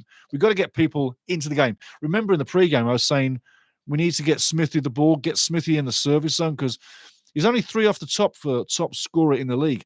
He needs to get the ball, score. He doesn't need to be battling for it long down the field. You didn't buy Smith to become a defender up forward line. You bought Smith to put the ball in the back of the net. Phil J. Weston, Parker needs to change it up by the 60-minute mark. Lee and Fletcher. Yep, I got to agree. Fletcher's got to come into this game. If it's Stevie, if it's okay with Stevie, I'll be sitting Stevie down and be like, Steve, can you give me 45? I would go with Stevie Fletcher in the second half from the 45th minute on. I'm going to say this. Unless you've seen Rodriguez do something today, I haven't. And if I haven't seen him do something, I'm going to change it up. Right now, I don't care who you are as the player. I don't care who my favorite player is. But if you're not doing it, you're coming out. I need to get that done. I need the job to be done today. I need the mission of a win completing in the second half. So what do I change up? Jay Rodriguez, I don't need a penalty expert. I need a forward.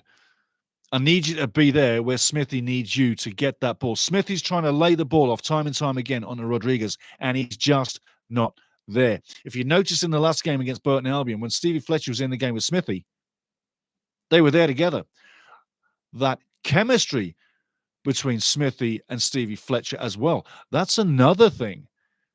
Let that flow. Let that love on the field flow. Those guys know where to find each other.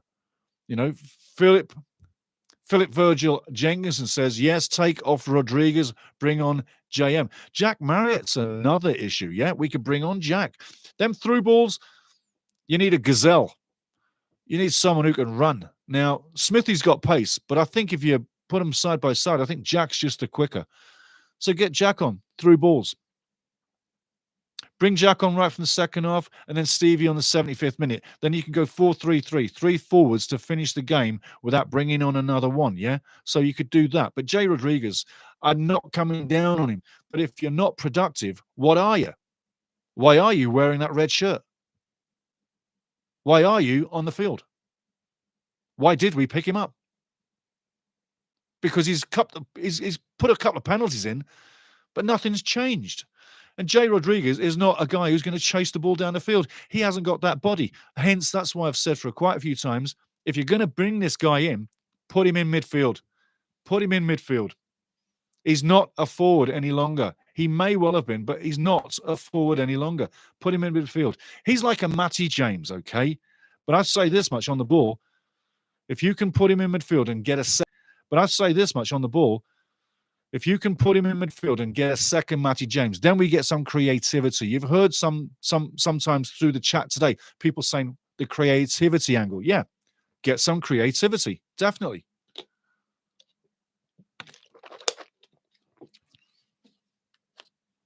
But that's what I would do. That is what I would do. You've got to be ruthless to become ruthless. You've got to be ruthless to win trophies.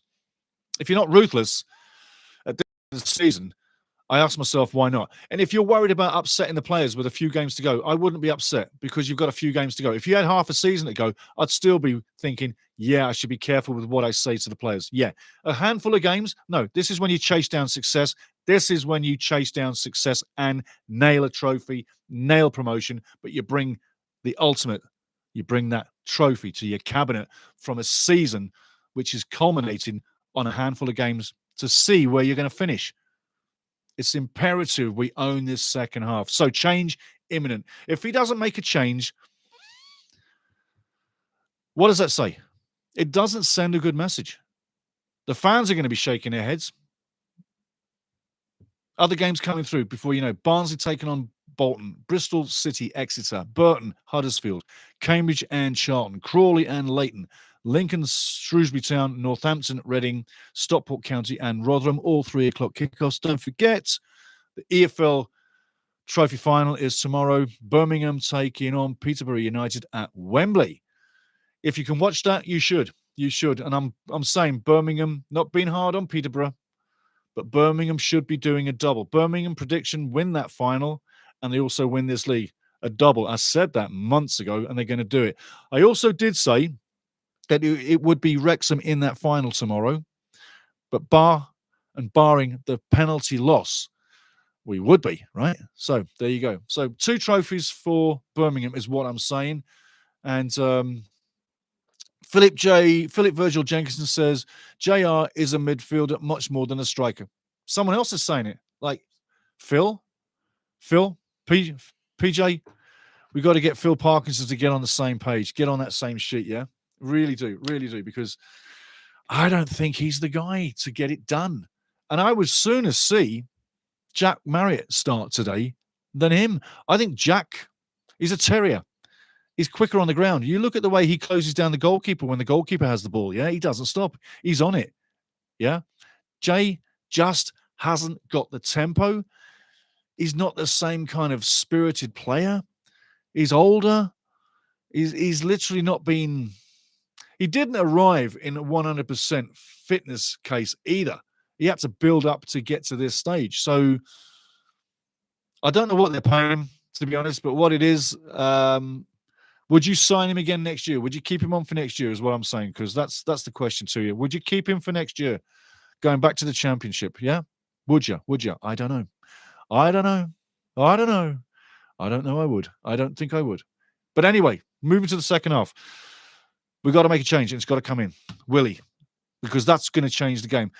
If you wait till 60 minutes, you've literally coasted for 15 minutes. You've seen these games before in your lifetime where, as people have said in the chat, it's looking bad. It's looking bad. The point I'm making is, if you let it become bad and you don't change the bad, then the bad stays bad. And the coach that sees it early, like you have seen it. You guys in the chat, you're the coaches. You've seen it. You're like, change. That's when you change things. When you're feeling it, you know it's already too late. The coach that knows the moment to do things, he's made that change. And you're thinking, wow, that was early, because he saw it early. The guy that sits on the fence and does nothing because he's worried about rocking the boat and the chemistry, yada, yada, yada, that's burning time, which is burning the time you need on the clock to get that win. And that's what we're doing right now. So that's what I'm saying. Righty. Guys, I'm going to say one thing. I need 60 seconds because I've got to go to the little boys' room, but I will be right back within 60 seconds. If I'm not, I'm getting one of these. But the game is coming back to us very shortly. And just need a quick bathroom break, but I will return ASAP. Stay there.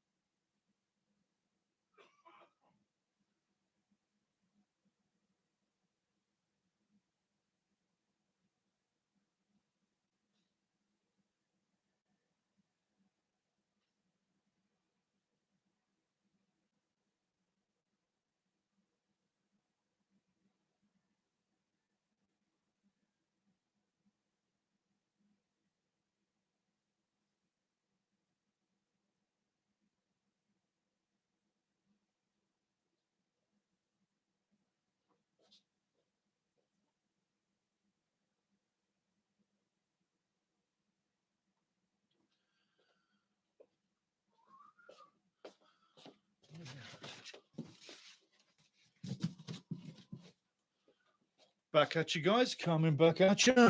Woo. There we go. People are getting ready for the second half. And yeah, just checking a couple of boards here, people. But don't be down. Second half, things are going to go differently. I mean, this was just like last weekend. And that was a home game. And people are thinking, oh, mate, something's got to happen. Second half, wait for the second half. And I'm sure things will. Interesting how Wigan have really tried to go down the left side of the field all the time. That's obviously in their game plan. They've defended very well. And look, on the season, they're only -4 on the season. So I'm looking at Batgirl in the crowd. That is such a cool outfit.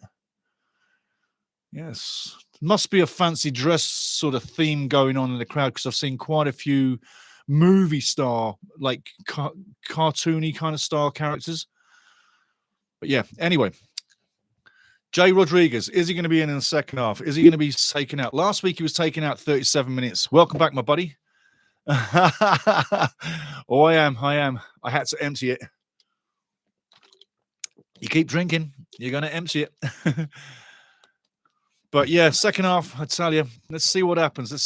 But we need things to change. We need to be on the ball. But one thing you got to say, we take a point out of this game, we're still in second. And right now, you got to say, that's not such a bad thing because Wickham, Stevenage right now, they're 0-0. Wickham, I'll give you some information on the Wickham game. They've had 52% possession against 48% against Stevenage. And Grim plays early on in, and I and a few other people have discussed about Stevenage and have thought that they could get a result there. Right now, halftime, Stevenage's road team at Wickham. It's 0-0. Wickham, 3 shots on net, none on target. Wickham, 4 shots on net, 1 on target. 4 corners to 2 in favour of Wickham. And 2 cards to Wickham, none to Stevenage. So it shows that things are going well there for Stevenage. The last few games for Wickham, I tell you now, I've been looking at their games counting down, and they've just got it over the line each time. They've just seemed to do enough to get the win, yeah? Now, eventually, that's not going to happen. And right now, you've seen throughout the season, Wickham draw a lot of games. They're drawing another game right now that could end with a win for them by the single goal. Could stay 0-0. And possibly they just squeak another 1-0 win. So you've got 3 versions there, but they've been squeaking a lot of 1-0 wins recently. Go have a look in the stats, but they've been squeaking the games. That's what I'm saying. But right now the game is going live. We are at the DW Stadium. Wickham is 0-0. Wigan is 0-0. Let's see which of the 2 games has the first goal. We'll keep you in tune wherever the first goal falls. I'll let you know. Big up as well, yeah, to Jeff Williams last time around for being the massive man in the crowd there at Reading for the Wickham game at Reading. Wrexham now on the ball, second half, going down the right wing. And that ball is still in play, and it's still in play, and it's going to stay in play. And absolutely, tickle on the edge of his box. Horrendous clearance. That goes out of play. Throw in. Right side, Wigan's half. Throw in favour of Wrexham. Tickle having a go at one of the defenders. Why the hell did you pass me the ball?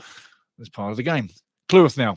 With the throw-in, let's look for things to happen now. It's been a flat first half. We need things to open up, but like last weekend, things can open up. It was a penalty last weekend that started things. Will it be a goal in play? Ryan Longman now needs to be on the game, needs to attack the defence, needs to get his game going. Throwing comes in. Nice play there. Ball over the top and nearly gets through on the edge of the box. Wrexham still have possession. Lovely play. Ryan Longman cross straight and first time. Has the ball again. Comes back out. Crosses again. Back into the danger zone. Referee blows it down. I tell you what. Ollie Rathbone having a go at the referee. This referee is becoming quite the guy. Let's have a look. See what we can see in replay. Ball goes through. Cross comes in. Where's the foul? Where is the foul? This referee, I tell you, interesting fella, Mr. Herzig. Interesting fella. Must have been something that the Invisible Man did. Yes, the Invisible Man is in the play. Yeah, you're right there, Scotty.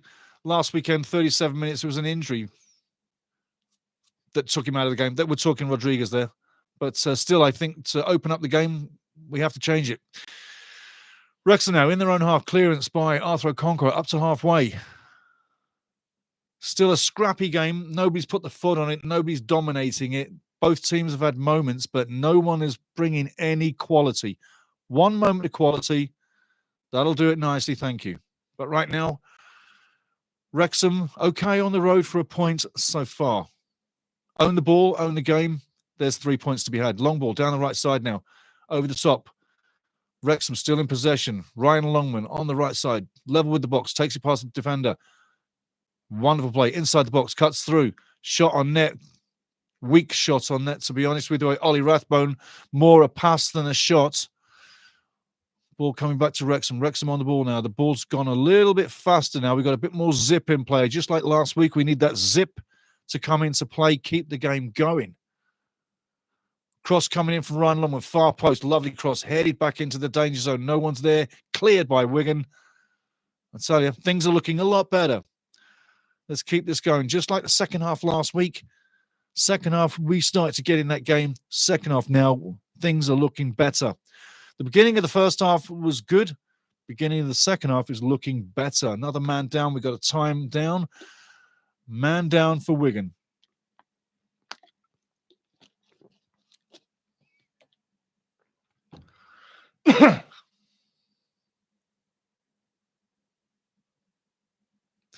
There's a fair point by Scotty there, or Scott, I should say.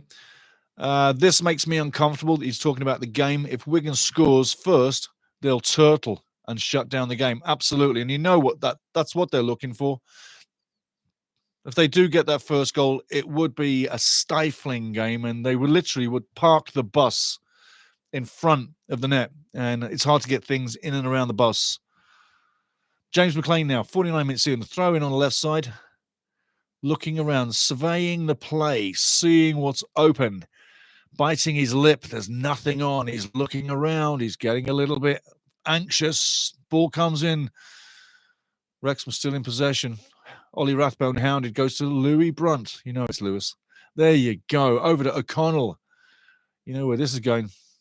The general has the ball. He's sucking 3 players in. Makes more space for Lewis Brunt left side. He gets the ball. Moving over halfway. Great ball to the left side. Ollie Rathbone now crossing the ball in. Great cross in. Does it go to the far side? Loads of space on the ball for Longman.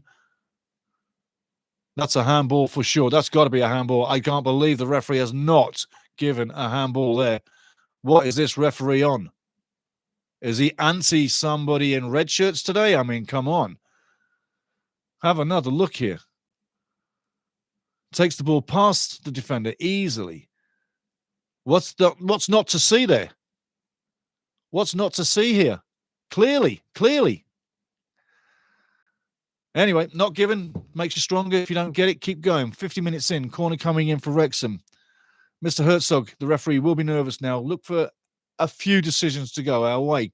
McLean, beautiful corner, far post. Keeper punches. Well done by Tickle. Straight out of play. Digging this. Come on, yeah. Handball for sure. Absolutely. Digging this. I'm with you all the way.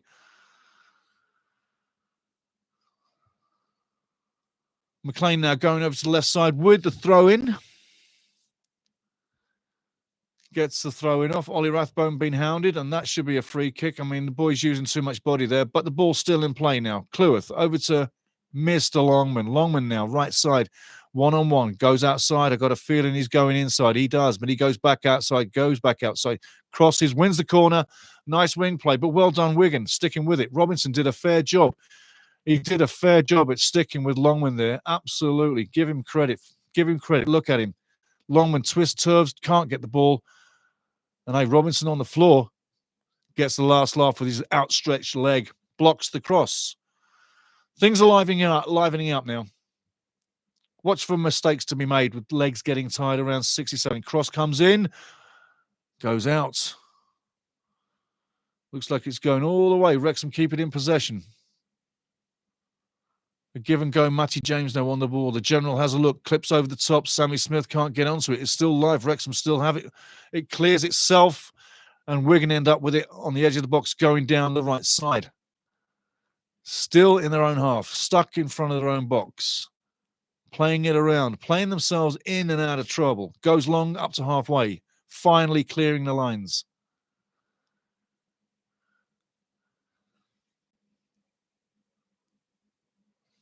The one thing I think about this game is that we're on a really big field. Everybody seems to be so spread apart. I think Phil needs to get the lines closed up. We're looking a bit stretched. Again, don't be too anxious, guys. A point is good on the road. A point keeps Wrexham second, no matter what happens in the Wycombe game. Wycombe is still 0-0, and that's after 52 minutes.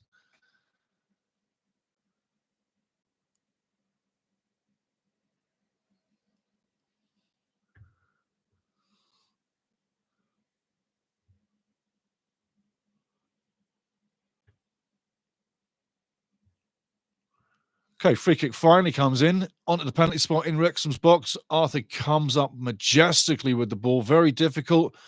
Fires the ball all the way down the field. Sam Smith running for it, battling for it, puts the defender under pressure, comes up with the ball. Well done. Chip it over the keeper, man. The ball is over the keeper.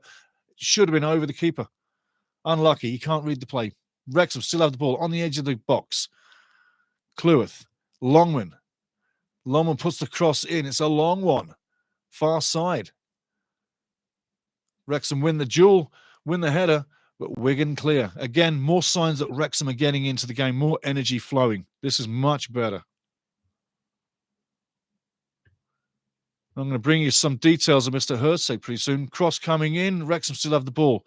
Longman, right side. Giving the defender a terrible time. Crosses in. Comes back out. Wigan doing well to repel these crosses. Longman gets the throw in. Takes it immediately. Has the ball back at his feet. Defender, one-on-one. Goes left, goes right. He goes right. Crosses. Gets the cross in. Again, Wrexham looking to get things happening. On the edge of the box there. Ollie Rathbone takes the shot. Repelled again. Wigan are being pinned on the edge of their box right now. This is much better. We've got to keep flowing. Eventually, you're going to see a few chances, and then the game will be opened. But this is much better. But I still say Stephen Fletcher needs to come in. Every time Jay Rodriguez is around the ball, he is not there where he needs to be. He's Mr. Neely guy. And remember I said that before he got the 2 penalties and started to look like the guy? Well, again, I say he's the Neely guy. Get him in midfield. Get Stephen Fletcher in there. Jack Marriott would be much better as well. Moving forward, though, Tickle with the ball on the 6-yard box. Goal kick. 55 minutes in. You've got to be thinking changes in the next 5 minutes. You've got to bring new life to the game. Tickle now fires the ball down the field.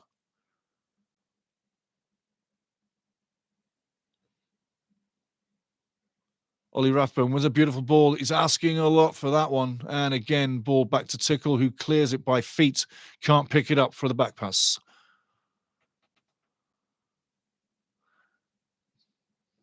Going to the chat, guys, quickly.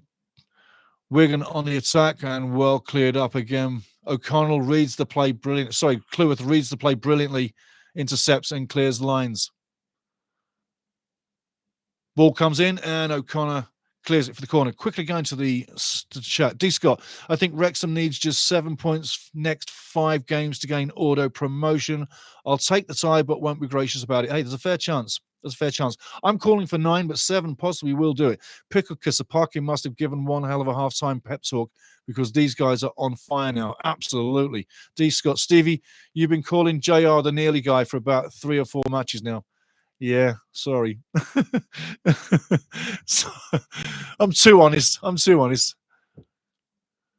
But when you know what's stopping the team flowing like you do, you have to say, and listen, this referee, he's owning too much airtime.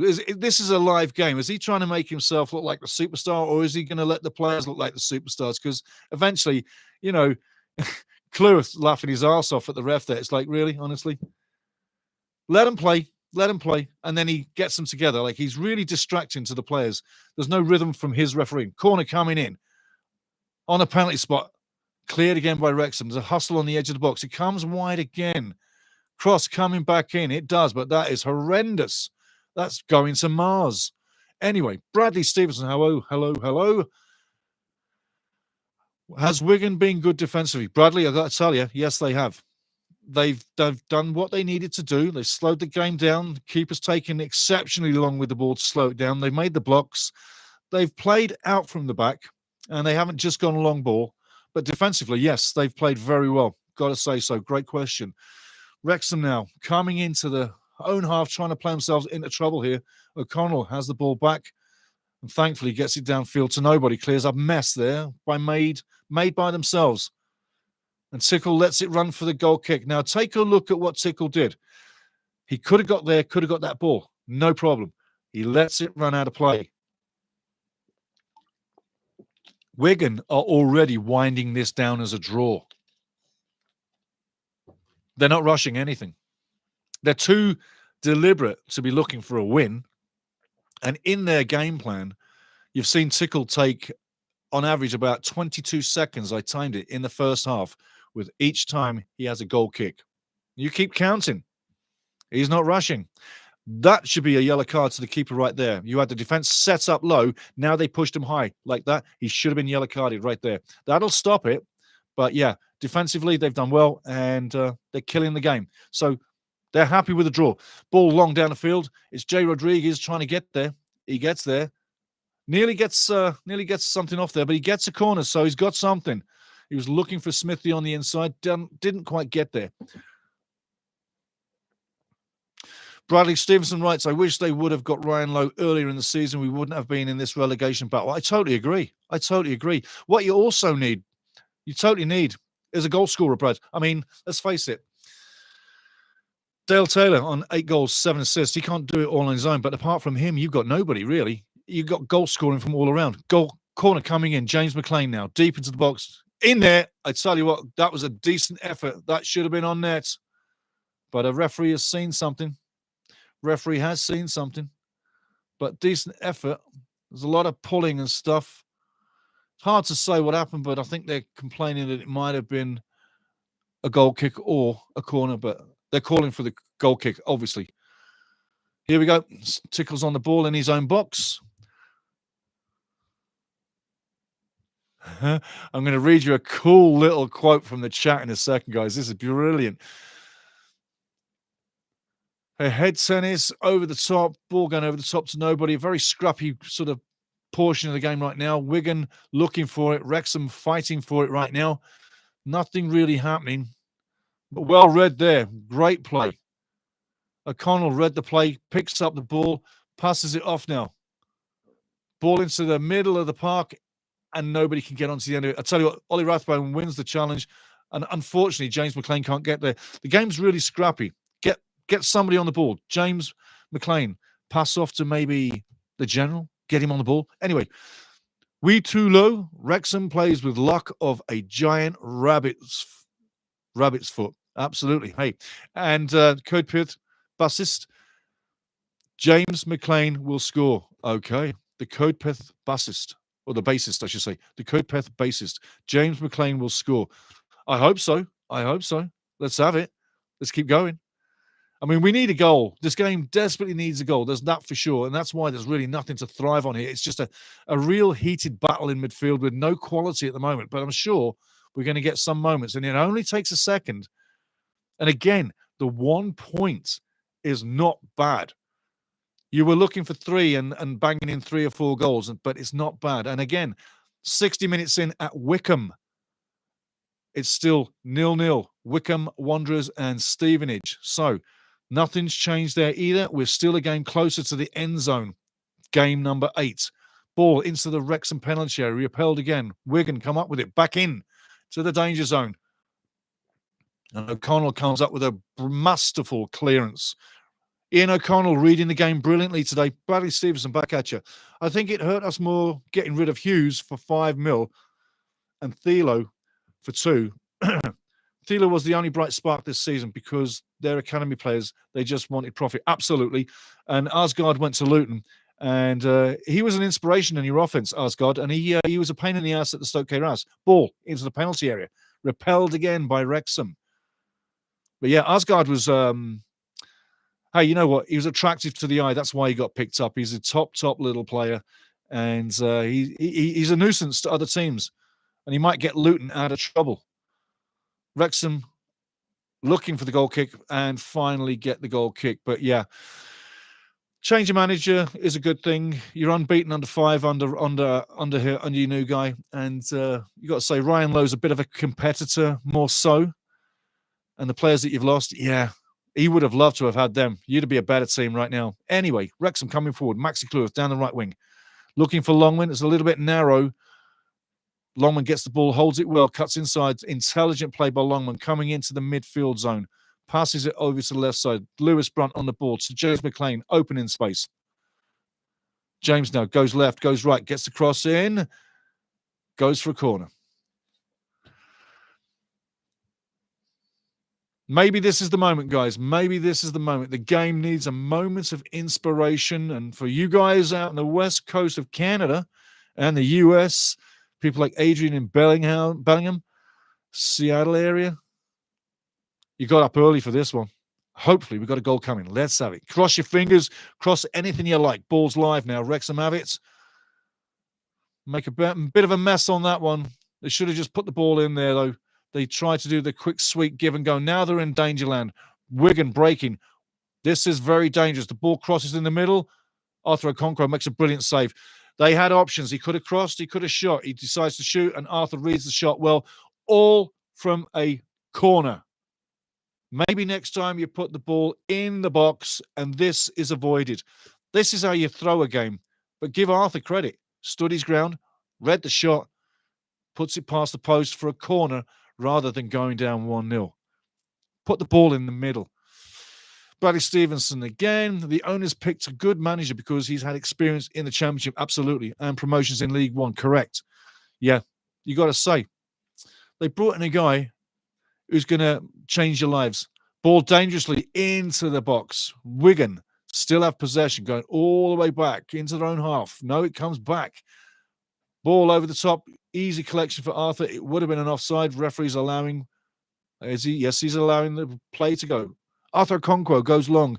Another long ball. I know. And we're talking Di Humphries. I know you hate this long ball stuff. So do I. So does everybody. It's like a pass to nowhere. Right. 64 minutes in. You got to ask yourself, what is Phil Parkinson thinking? And I mean that in a good way. I don't mean, what is he thinking? I mean, what is he thinking to do? What is he going to change? You've got a couple of guys on the sidelines warming up now. Stevie Fletcher is warming up. Ball on the edge of the box. Wigan, he's got to be offside with that one. Well saved again. Well saved again by Arthur, but he looked well offside. Probably was. But another chance and another time where you've got to say Wigan have had a chance to get into this and take a shock 1-0. I did say in the match prediction it would be a shock 1-0 if we lose.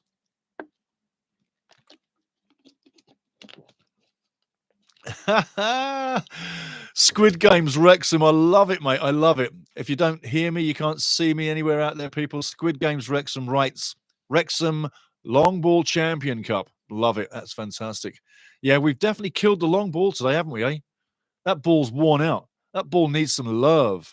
It needs to be into the feet. It needs to be on the grass. It needs to be little passes. Tickle passes, yeah? Tickle passes to tickle it past tickle in net. How about that? 3 tickles. That's all we need. That's all we need. Get it past tickle in net. Okay, subs are coming, and it's Elliot Lee and Stephen Fletcher. Super Stephen Fletcher. Yes, the man is coming in. So he'll have a roughly... And Ryan Barnett's coming in as well. So here we go. Things are happening. Phil Fletcher, if you can't see, is having a word with Ryan Longman on the sideline right now. It looks like he's telling him to switch. Sam Smith's having a guzzle of the big bottle of water, agua. Mi amigos, I'm going to have some water too. Excuse me. So it looks like 3 guys coming in. Elliot Lee, Stevie Fletcher, and Ryan Barnett. Jay Rodriguez is coming out, I believe. Is that a surprise? I wonder. So I can't see the numbers because the cameraman's got the camera in front of the board, so I can't see what that is saying. But I can tell you who's coming in. It's Elliot Lee, Stevie Fletcher. James McLean is one of the guys coming off. He hasn't had a bad game. James has done okay, but I think that's a fair swap. We need offense. And James is very pragmatic as well. So Ryan Barnett on. As long as we see Dobson's off. So we got two wingers. We've got Ryan Barnett and we'll have Ryan Longman on. So the wing play both sides. We can strip them apart in the last 20 minutes with wingers. Are you going to say that Phil's been smart and clever about this? We'll see what these substitutes do. But I'm happier to see Stephen Fletcher on. I like seeing Ryan Barnett on. I do. We'll see what this brings us now. D. Scott writes, it's nice to have those three on the bench to bring in late. Absolutely. Having them on the bench is priceless. Game-changing players from the bench. Not every team in this league has that quality on the bench. Di Humphreys writes, no surprise, Steve. Barney to score. I'd love it. Get Barney the ball. I'd love that. Elliot Lee already in the game. Barney's on the ball. Ollie Rathbone cutting inside. Intelligent play. But again, Wigan are running their asses off trying to cover the zone. Now with three gifted players in the game, we're going to be better on the ball. I would hope that we can now get the possession going for the last 22 minutes in the game, plus added time. But the game is definitely there to be taken. And again, it's still 0-0. And 68 minutes, Wycombe 0, Stevenage 0 as well. So nothing's changed in the table for us. Like I say, if we draw and Wycombe draw, nothing has changed, yet we are one game closer to the end line. And our next game is Bristol Rovers at the Stoke Keras. So look on the bright side, like the Monty Python. Always look on the bright side of life. And I know that song, and there's some funny parts of it, but always look on the bright side of life. Go watch that. Go listen to that today, and you'll see what I'm saying. But we're still in the game. 69 minutes in. I tell you what, the knife is on. The knife is it's a knife edge where this game is. It could go either way. It really could. There's no denying it that Wigan can pose a threat. They only need that goal, and as D. Scott says, they'll go and turtle, and they'll literally kill the game. And they're killing the game cleverly for a team that doesn't have too much on the offense at times, yeah? I mean, give Wigan credit. They've been through a bit of a rough time. Coaching changes. They're unbeaten. They haven't won a game in 5. 3 draws, 2 losses. But I can say that you can see that under the new coach, there's a different philosophy in play. And as Bradley Stevenson pointed out, he's made a difference. And too bad that they didn't have him from the start of the season. But you see a lot of clubs messed up by the hierarchy. Take a look at Shrewsbury Town. 3 coaches this season. They've totally been mismanaged. That poor club, that League 2 club in League 1 right now, totally mismanaged. It's sad to see it. But anyway, back to the game. 70 minutes in, the game's there for the taking. Wigan moving forward again, cleared by Wrexham. Elliot Lee gets the ball over the top, and that should have been a foul there. The referee is not doing too much there, but this is where you do this. Referee does a bit of this early on in the game. This game is well under control. Remember I said early on in, he's not in control of the game. Deliberate foul there, a fake head injury, and referee is sucking into it. So, got to say, someone's got to make a change in the game. Who's it going to be? Who's going to be the impact player? Is it going to be Elliot? Is it going to be Stephen? Or as Di Humphreys says, is it going to be Ryan Barnett? Wrexham on the edge of the halfway line, still in possession. It's very tight, no space at all. All the way back to Arthur Okonkwo. Do we get one moment in front of net? just like we had against Cambridge, where Elliot Lee has the ball at his feet, ready to fire. Do we get one of those moments? There's a beautiful play by Stephen Fletcher. That's what I'm talking about. Get the ball to Stephen Fletcher. He holds it up, gets Wrexham moving wide. Longman on the ball now. Great ball in the middle. Nearly gets on the end of it. Fletcher's having a real fight with the defender, and the referee's going to have a word. Yeah, Fletcher is well within his rights to have a go at the defender for grabbing him. Now the referee's having a word with both of them. But hey, that's Fletcher. That's what he brings you. I told you, he's physical. He'll make life bad for every defender that gets near him. Jay Rodriguez wasn't doing that. And that's what you need. You need to get them defenders under pressure. You need to get them off their game. If you do that for 20 minutes, there's going to be a mistake or two. There'll be a hole. There'll be a gap. And with a guy like Fletcher, the intelligence that he has, the experience, the touch, and the quality, you're going to get a moment in the game where he frees up, or he indeed himself gets that chance. Cross coming into Wrexham, in at the penalty box, dangerous. Wrexham clear one more time, intelligent play. Whistled down again by the referee. Why can this referee not see the ball to be played possibly once or twice with the advantage rule? Right there and there in that moment, Wrexham could have easily been given the advantage rule to play out the match. If that happened in midfield or halfway up the field, he calls the play to be continued. But in the box, he kills it. I wonder why. Longman now, 2-on-1. Great play. Comes up with the ball. Ball into the middle. Unfortunately, Stevie Fletcher can't take it. That would have been a moment. That would have been a moment. Beautiful play. Beautiful play. You can see things are happening. Great little ball by Elliot Lee. Stevie Fletcher just can't get on the end of it. But things are happening. There's more activity in front of Wigan's goalmouth now than we've had for the first, say, 65 minutes. So credit Phil with the substitutions. It has changed the game. We're in this game more so now, but Wigan going forward on the edge of our box. Ian O'Connell clears. Goes out for the throw. Wise thing to do. Nothing on. Keep it safe. Give nothing up. Give no quarter. Wigan got the throw in. Right side of the field, halfway up the field into Wrexham's half. 74 minutes gone. Knife. The game is on a knife. It could go either way. It could go either way. It really could. Dangerous moments in this match. Don't bite your nails completely off. Keep watching. Don't go anywhere.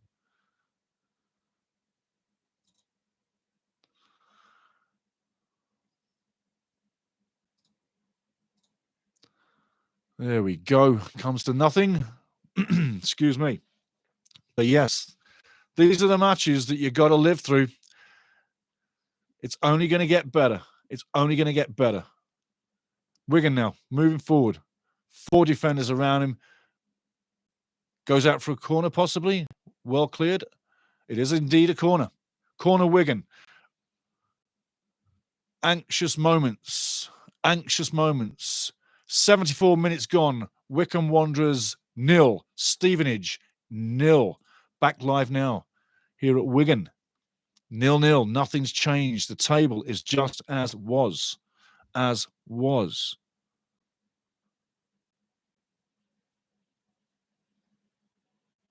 Anybody remember the National League playoff final from 21-22? I know a few of you do. That's 5-4 after extra time loss. This was the referee, Huttig. Corner coming in. Wigan into the box. Dangerous corner. Brilliant punch by Arthur. Cleared by Sam. It's on the edge of the box. Still alive. Wigan have the ball. Going all the way back to the halfway line. It's coming in long ball style. Down the left side. It's still live. Should go out for a goal kick. Indeed it does. But yes, this was the referee we had in the 5-4 semi-final playoff loss.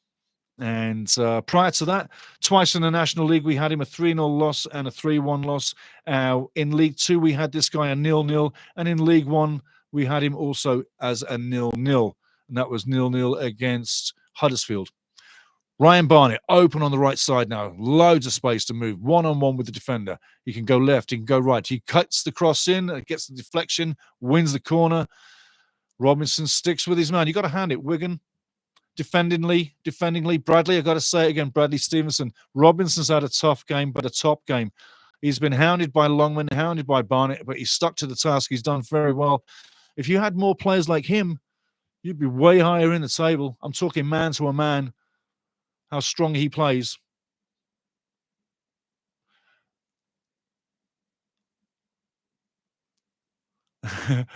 Willie, I am Bo, sorry. Will, I am Bo. We need Wigan to get a red card. Corner coming in. Far side. It's still alive. There's a lot of pulling on going down. Nobody winning a free kick. Ball is out of the box. Wigan clear the lines. It is indeed Fletcher time. Di Humphries writes it's Fletcher time. Wigan running forward now with a lot of energy, trying to get that ball to go forward. It's such a battle in midfield that there's literally nobody with their foot on the ball controlling the game. Now eventually it comes down. Wigan on the edge of Wrexham's box. And there's going to be a free kick. Referee plays advantage. Imagine that. The ball is live. He did get the advantage rule going in open play. Wigan on the edge of the box now, looking to get something set up, looking to get the cross in, rifling it, siphoning it, recycling it across the box. They're going back to the right side, inside Wrexham's box. This is very dangerous play, and eventually it peters out to nothing. Well played, Wrexham defenders, for coasting, guarding, and not getting sucked into the play. Good defending, top defending. But again, Wigan have moments where they're dangerous, and we can't take them for granted. Bradley Stevenson writing in, wouldn't be surprised if Robinson got snapped up halfway through the season. I tell you what, he's got some quality. He really does. He's a fighter. I like guys that catch my eye, and he's caught my eye all through the game. He's a sound little defender, and yeah, you probably will lose him too. Depends how much more money the club needs, yeah? And there are things that need fixing at the stadium. So let's see what happens. Ball long now into Wigan's territory. The game could go either way. Like I've been saying, there's going to be a collision. There's a man down. I think it's Ian O'Connell's got a big smack on the head. Could have been an elbow. For him and McHugh, just a fair one-on-one big challenge. And Ian O'Connell down like a sack of spuds. I'm going to say this again. Will, I am Bo. We need Wiggins to get a red card. Bradley Stevenson. It would probably be Carragher if anyone gets a red. Bradley Stevenson, we've always had a history of producing good fullbacks. You absolutely have. And let's not forget one person with Wigan Athletic, yeah? Dave Whelan. It would not be right to move on without heralding Dave Whelan for what he's done for Wigan Athletic and the history for Wigan Athletic too. Even to the fact that Dave Whelan played football. Yeah, he did. He played football.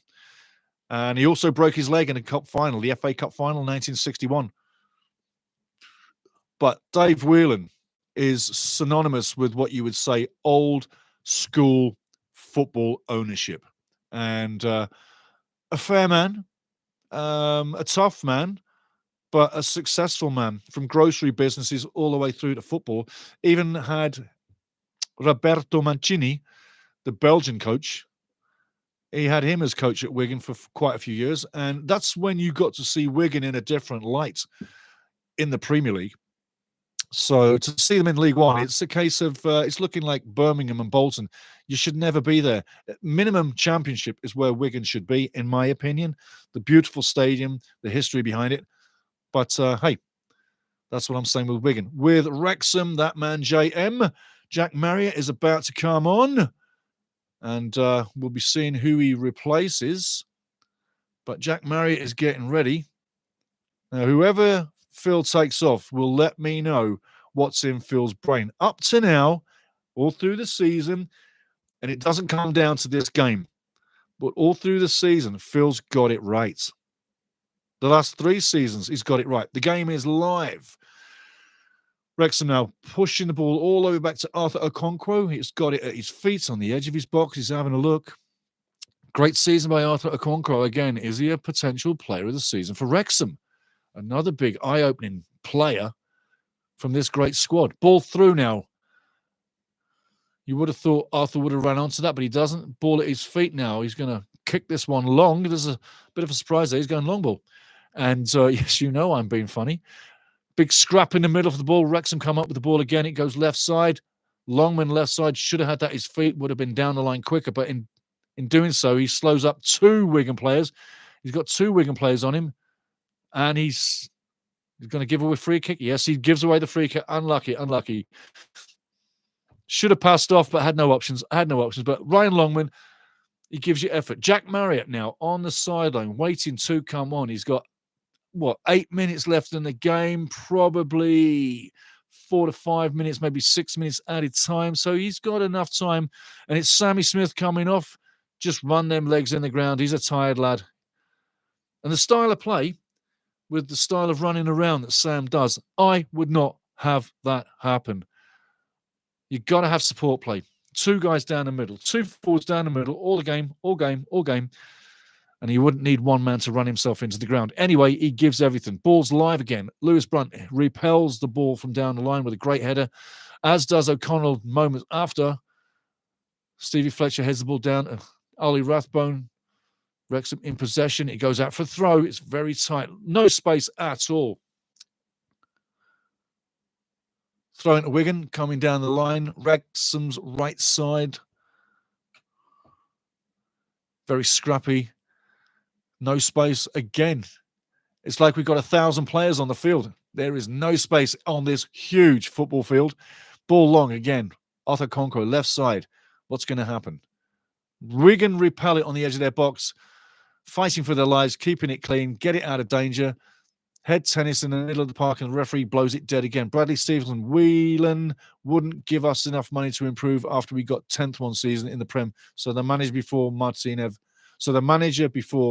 left. Absolutely. No, times did change, but my essence or my thought path was that it was a lot of what he did that helped Wigan get to the Premiership, and also the luck they had in cup competitions. That's where I was coming from. But you're absolutely right. All good things do come to an end. And I remember that being a little bit of an abrupt sort of moment. But hey, the Cinderella factor always comes to an end. Wigan now on the edge of their half, coming into Wrexham territory with the ball, left side of the field. Wigan now playing a better game all season long, all game long now, than they have in their complete game. What I mean by that is the last 15 minutes, they're really coming into it. It's as if they've said their game plan is get it to 75 minutes, then come alive, get threatening. Because that's what it looks like right now. Had Wigan brought this intensity earlier in the game, they may well have found that goal. Right now, Wigan hanging on. But again, I say, their impetus, their intensity on the ball has heightened since the 75th minute. Maybe that was part of their game plan. And we got fresh players on the field as well. 85 minutes coming up. Wigan on the edge of Wrexham's box. The ball comes into the box. Intercepted, well done again by Mr. Ian O'Connell, who has more clean sheets than anybody in League One. And to get that, you must be able to intercept things and read the game. And he's proven that, as Ryan Barnett did with the swirl and the bounce on the ball, outwitting the defender by just watching the ball bounce. And I tell you what, an off-the-ball moment there, that is criminal. That is criminal. Ryan Barnett is hauled to the floor. That is criminal. No. It should not be that. It should be that. That was criminal. That was a total block, and he took into the ball. Yellow card? No, I'm not happy with that. Get that one out. Have a look at this. Watch Ryan Barnett. He's going. Look at that. And he's wrestled to the floor. If that's not a red card, I never see a red card in my life. Where's the bloody linesman? Total ridiculous officialising there. And you've seen Ryan Barnett ripped to the floor a few times this season. He's come in for some real abuse. 9 assists on the season, Ryan Barnett. Tell you what, referee hasn't got control of this game, and there's the sign that you know when they haven't. Horrendous. Anyway, free kick on the edge of the box. Wrexham fighting for the ball, fighting for everything right now. Goes out for the throw, probably the Wigan throw. Yeah, absolutely. That's an embarrassing stat, but Maria does bring up a brilliant stat, though. We need a shot on target. Maybe it's that one shot on target that settles the game.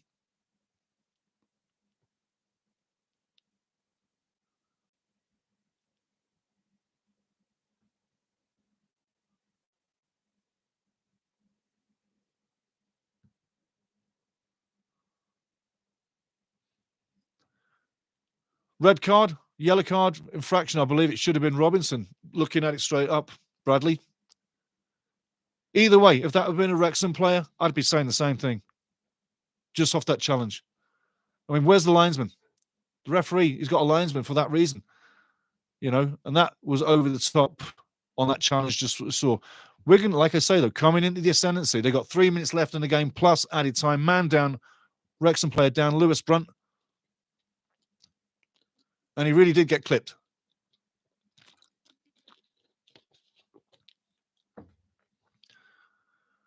So we're down to the wire. Let's see where this one goes. Is it running down to the wire 0-0?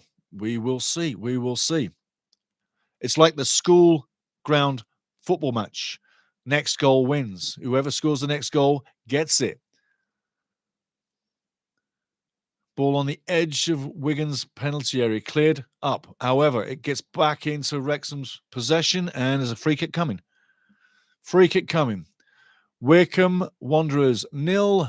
Stevenage 0, 87 minutes. You have to say it's been a fair game. 10 shots for Wycombe, 3 on target. 8 shots for Stevenage, 2 on target. Pretty tight. Let's hope for a late goal there for Stevenage. Would be nice. That's if you're a Wrexham fan, obviously. Again, a battle of attrition. Wigan have really slowed it down when they need to. It was a similar game, if you remember, at the Stoke Kairas that Wrexham came out 2-1 winners. Stephen Fletcher got the winner late in the game, ran down the sideline, electrified the crowd. Ball goes straight out of the play. Wrexham throw in their own half, and that from a goal kick from Tickle.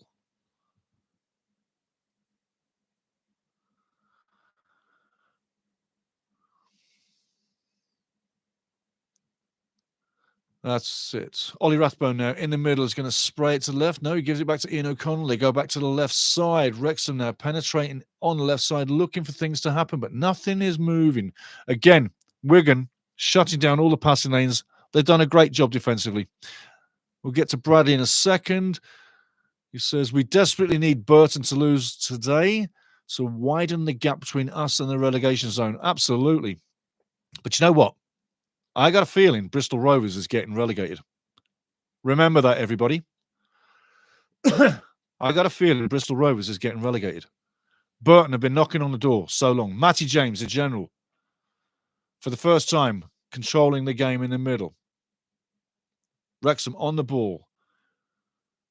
Cycling it around. Longman crosses the ball in. Going long. That's probably too long. Tickle's got it. Well claimed by Tickle. Well claimed. The relegation battle for Wigan, I got to tell you, you should never be there. This club has too much talent and a great setup behind it. But Bristol Rovers, keep your eye on them. I think they're your get out of jail free card. I think Burton may well jump out of the relegation zone with a bit of luck because they've been knocking on the door. Forget about the 3-0 loss last week. Them games come along when you play top teams. Extra time. If you'd have told, we've got 4 minutes added time. 4 minutes added time to go. Wrexham out on the ball all the way back to Arthur.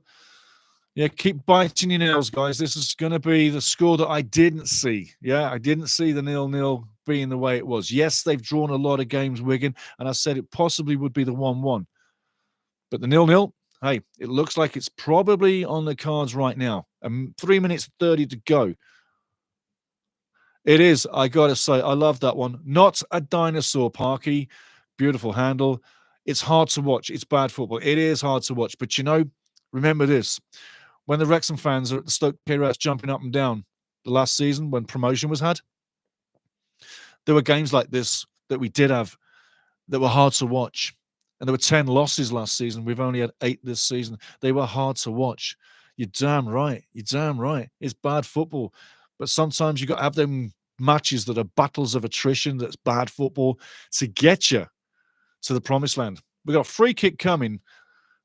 Wrexham, the ball is in Wrexham's half, and it's going to go either into the box. It is. It's going all the way to the penalty spots. Stevie Fletcher's up there, battling for it. Wrexham come up with the ball. Still have it. Well done. Well done. Ollie Rathbone. Ryan Barnett crosses on the edge of the box. Ryan Barnett's nice cross. Nothing comes from it. Longman, far side. Gathers. Puts the ball inside. Elliot Lee cuts inside. Gets the cross in. Is anybody on the end of it? Nobody is, and Tickle dives bravely to get that one. I tell you what, there was a chance, but no chance. That really sums up this game. There or thereabouts, not really close enough, not really penetrating. Haven't troubled Tickle at all. At all. He's had a routine game in goal. But what he's done well, as have the Wigan defence. We haven't troubled them as we should. And with the talent on display, we should have made more happen in this game. But again, I'm going to say, a point on the road is not a point when the enemy, Wycombe Wanderers, are also drawing 0-0. Like I say, both games coming down to the wire. We've got a minute and a half to go in this one. 0-0. Ball comes in. Get on the end of that one, my son. No thing doing. Wigan fighting to get it out. Wrexham looking for something. It's still alive. Ollie Rathbone clears it. Comes now right side. Maxi Cleworth one more time. Looking for Ryan Barnett. Barnett has the ball. Defended to in front of him. Robinson. Barnett. Barnett gets the ball in. And again, it's still live. Goes far on the other side. Longman now getting it. One-on-one with the defender. Looks to get the cross in. Doesn't get the cross in. Keeps possession. In the corner. Ollie Rathbone now. Lewis Brunt to O'Connor. Back to Lewis Brunt. Rathbone. Longman. Cross coming in. Indeed, it does come in. Nobody on the end of it. Repelled again by Wigan. It's coming down to the wire. 40 seconds to play. It's now or never. This is it. 0-0 in both games. Nothing's changed in the league. Longman has the ball on the line. Going down the line. Tries to get the cross in. Bounces off him. Keeps it alive. He does keep it alive. Wrexham still have the ball. Put it in and score. That would be a beauty thing. Goes out for throw-in. 20 seconds to go, and whatever the referee deems to be added on.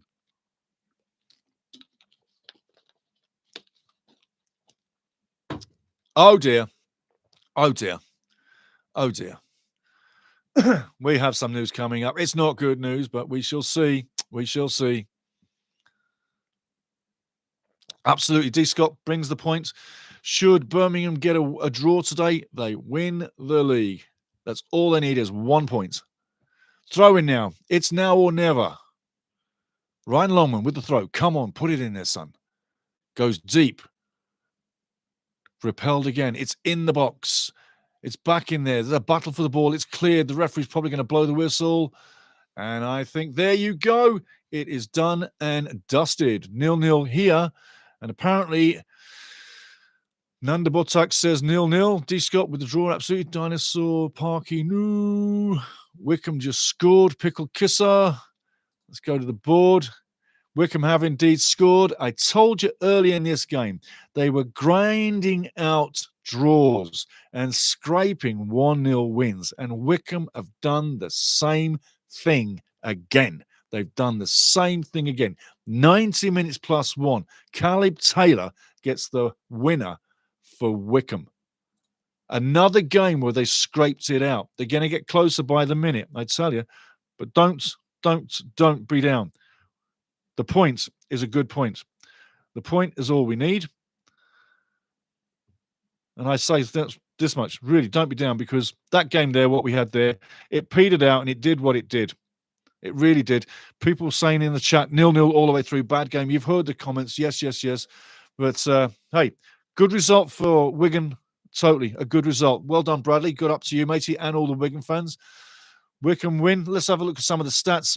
41% Wycombe, 58% Wrexham. That's ball possession.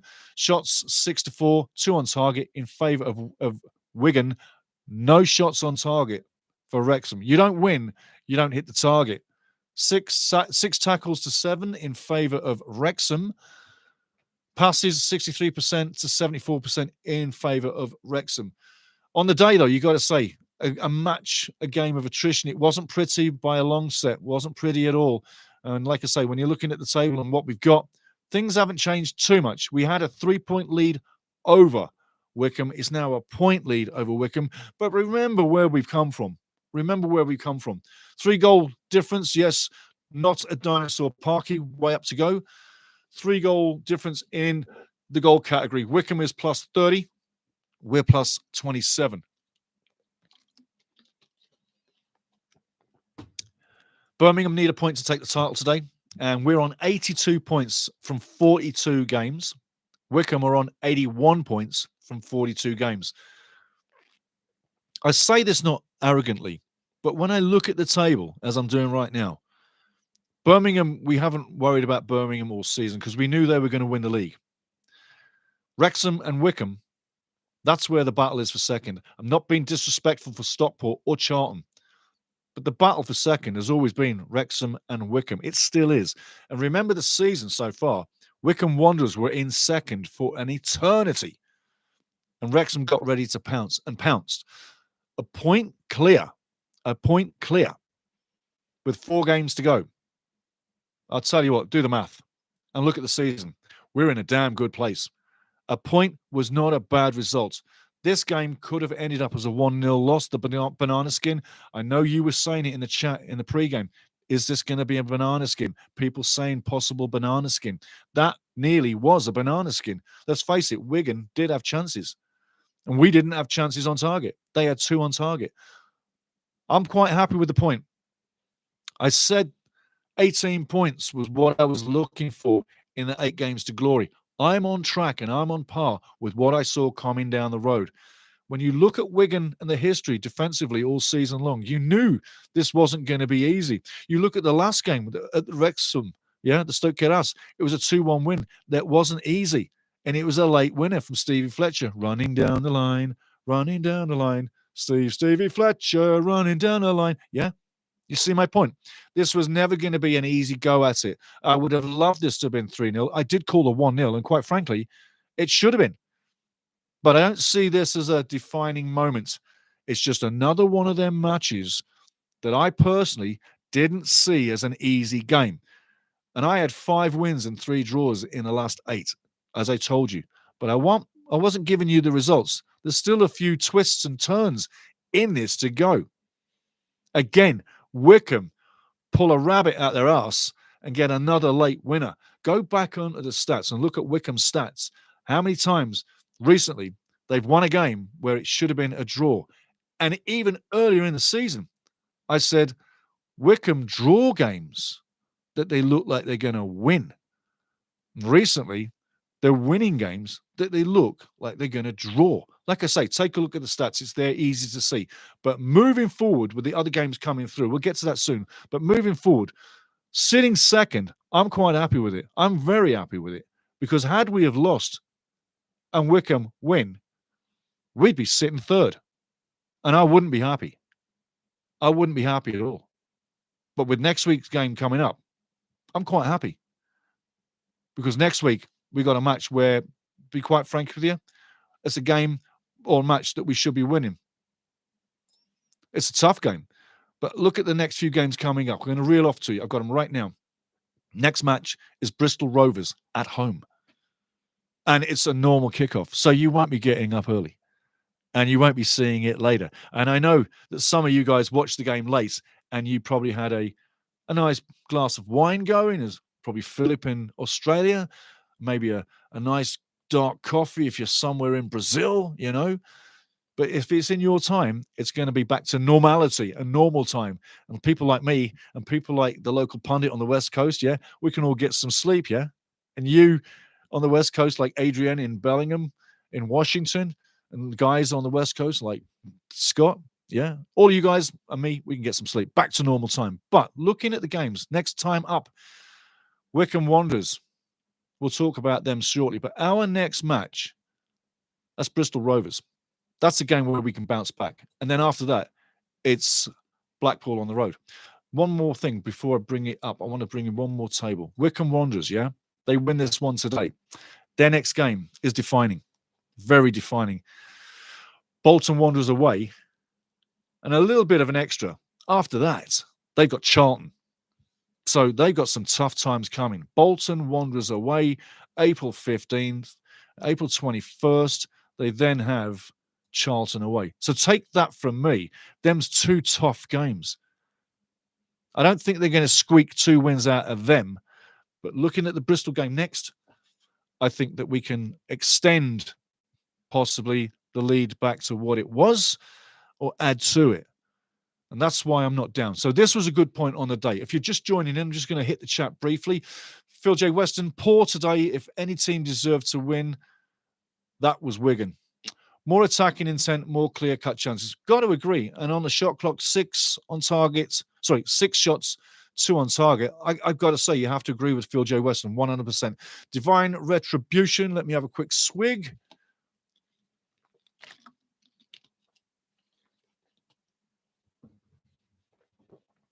I can see where he's coming from. Divine Retribution. Obviously, he was working, so he had to keep quiet. Maybe the boss was watching, but he had to keep quiet. Good on you, son. Good on you. Divine Retribution, one of our own.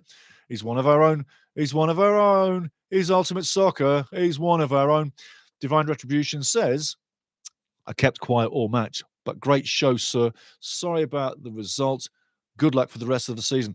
You know, I am not down about the draw. I am not down about the draw. When you've seen the games that we've seen all season and you've been on this trip for 3 years, you know, once in a while, it's going to end that way. Yeah? So I'm not down. I am quite happy sitting second, owning second at this stage of the season by a clear point. I'll talk on the goal difference. We're plus 27. Wycombe Wanderers are plus 30. You might see that change in the next 2 games. And I'll also say this much. I don't think goal difference is going to be the overall defining factor that sends us into second, or keeps us in second, or puts Wycombe back into second. I don't think goal difference is going to be the defining thing. I think it is outright points. And bear this in mind. Last season ended with Wrexham having 2 matches still to play, so it ended as an anticlimax. It still could. And again, I'm going to say, my main threat for Wrexham for second spot is Wycombe. And I'm not disrespecting Stockport or Charlton, but they're just too far away. They're expecting miracles, both of those guys, to own second spot ahead of Wrexham or even Wycombe. I'm telling you, I just don't see it. I really don't see it. Going back to the chat, guys. Eric F., good commentary and analysis again. Thank you, sir. Thank you, Eric F. Always lovely to see you, my friend. D. Scott, Wycombe have a tough 4 games to play. If they overtake Wrexham, they'll deserve promotion. I'm going to read that again. D. Scott, 66-29. Wycombe have a tough 4 games to play. If they overtake Wrexham, they'll deserve promotion. I absolutely agree with that, because looking at the games they've got to play, I just gave you 2, Bolton and Charlton coming up next. Wrexham's got an easier finish. So if you're looking at their last 4 games, 100% on the money, 100% on the money. But if they do finish second, yeah, they bloody deserve it. No doubt about it. Bradley Stevenson, good luck for the rest of the season. Good luck for the rest for these matches this season. Thank you, Bradley. And as to Wigan as well, you're not going down. You're not going down. It's a rough season, but you're not going down. I'm telling you straight, you're not going down. Wigan are staying up. The point I'm making with that one is that I feel that Burton has a chance to pop out of the bottom 4. They've been knocking on the door. They've got a very tough finish in my mind, but it's possible. But every game in this league is tough. You can't say that any team is going to guarantee themselves a win on the day, unless you're Birmingham City most of the time. But keep your eye on Burton trying to pop out, because Bristol Rovers are in the tank. They are literally failing terribly. I mean, you're looking at their last 5. Maybe you don't want to, because all you're going to see is red. It's 5 losses straight back to back. But a breakdown for this game. If you're coming in, you're just joining us. We had a great amount of people in chat. You should join this chat. You should join this channel. Join the family, because I'll tell you what, we're breaking down the game as we've done. We've gone through the scorelines. Wycombe won 1-0 on the day. Wrexham drew 0-0 on the day. Wrexham still sits second, clear 1 point over Wycombe. 82 points for Wrexham, 81 points to Wycombe, and that from both 42 games. Everybody else is playing after this.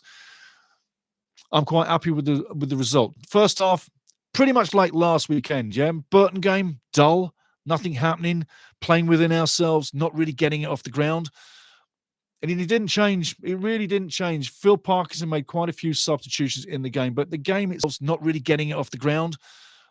And it didn't change. It really didn't change. Phil Parkinson made quite a few substitutions in the game, but the game itself It didn't change until after the second half when Phil did make some substitutions, and they were needed.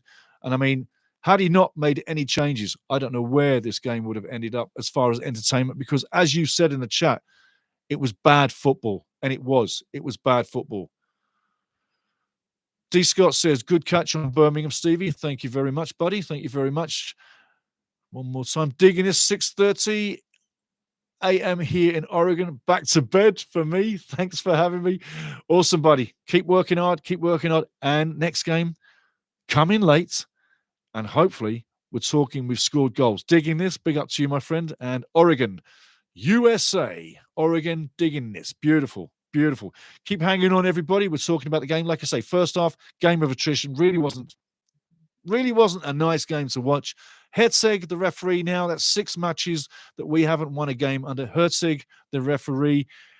He did his job as a robotic ref. He stifled the game, in my opinion. He could have let things flow a few times, which would have opened up more space, to open up the game, made it even more frantic, because it needed a fire to ignite this match. It didn't get the fire to ignite it. Wrexham didn't even get a shot on target in 90-plus minutes. Wigan got 2 shots on target. It was a dull, dour match. Battle of attrition. You wouldn't want to see this every day, because if you did, you probably wouldn't come back for much more. I'm saying come back for this, but for that kind of football, you wouldn't. So, end of the day, there's positives to take out of it. Moving forward, I don't see too many injuries out of this one. I see tired legs. The next game, Bristol Rovers, that's a big plus. Work on Bristol Rovers at the Stoke Kairos. Looks like that should be a win. This was a difficult day. Take the positives out of the bad times. And remember, over the course of the season, you're not going to win every game. You're going to lose a few games. We're up a full division higher than last year. We're in the fight. We're only second. So take this draw as a good result, because that's the way I'm looking at it. And for confidence sakes, anytime you go on the road away from home, playing in someone else's park, you take that point willingly. You don't want to lose. Just taking a swig.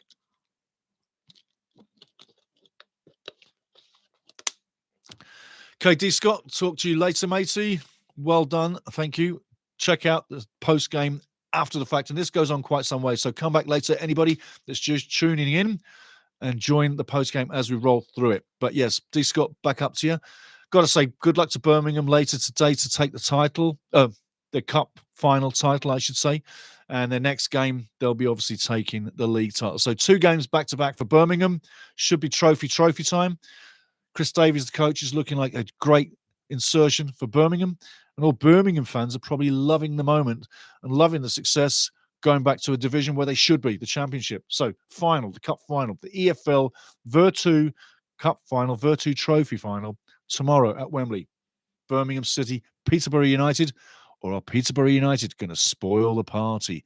As Wigan did today. Wigan really did spoil the party. They came to play and do that. Waste time. They wasted your time.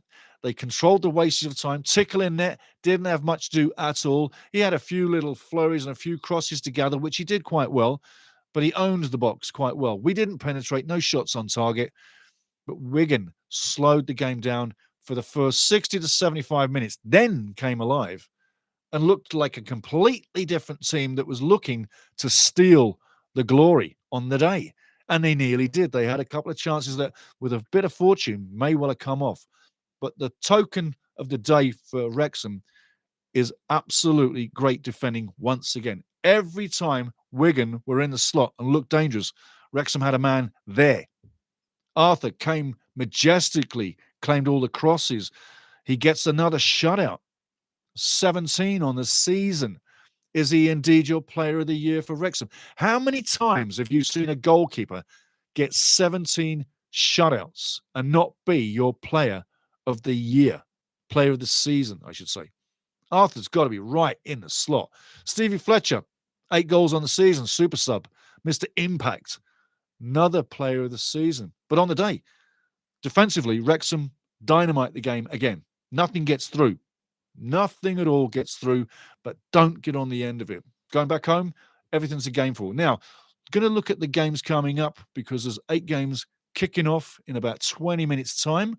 We'll let you know exactly what's going on there. Just one second. changing all the scenes. Here we go. Games as is. Right.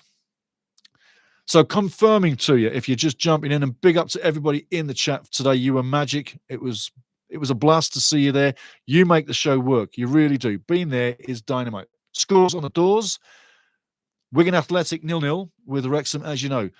Wycombe 9. I say it in the watch along. They're probably going to come back and nick it 1-0. They did. But give Stephen his credit. They hung in there. They hung in there. Other games coming off today. 8 o'clock kickoffs. You've got Northampton taking on Reading. Reading need to get something there to stay in contention. Will they? Lincoln City, Shrewsbury Town. You know, two teams really not going to go anywhere. Shrewsbury, obviously, League 2. Excuse me. Stockport have got a nice game against Rotherham. Could be difficult, but you should see Stockport running out there. Burton, now talking Burton and Wigan fans, and that's for Bradley Stevenson. Burton, Huddersfield. Huddersfield's a tough nut to crack. I don't know that Burton are going to get the win, but if they do, today's got to be the day. If they get that win and Bristol don't do a thing right today and lose again, then the transition can happen. They can pop out of the bottom 4, get some confidence and believe that the program's working, and then maybe hold that final slot. As again, I said earlier to you, Bradley Stevenson, Burton Albion are your get-out-of-jail-free card, because I don't think you can fit lower. I don't think you can fit lower than Bristol Rovers. I think you're good enough to stay above that. This draw might give you some confidence. You might see a few results go your way built from this, but you're not an offensive team. There's nothing really going in attack unless you really put the attack together and go for it for 90 minutes. Because if you're defending, which you can do very well, you're not putting much time on the clock in the attack zone. So that's what you need to do. He needs to get you into an attacking unit, or more so, get you up and down the field as a unit that can attack. Because right now, you only did it for 15 minutes in that game. That's not enough to get you up the table permanently. That's enough to keep you in dodge, which is just above the relegation zone. But again, Bristol Rovers, they are your jail card. They're your get-out-of-jail-free card. So Burton today, Huddersfield. Let's look for Burton to get something done. Huddersfield might have tired legs. You never know. Crawley Town, definitely going down, in my opinion. Leighton, Orient. Leighton, season's not going to end like you thought it would. 10 games ago, Orient were on fire, looking like they were going to go somewhere in the playoffs. Doesn't seem to be the same at all. But have taken out some big results this season. Cambridge United, gone.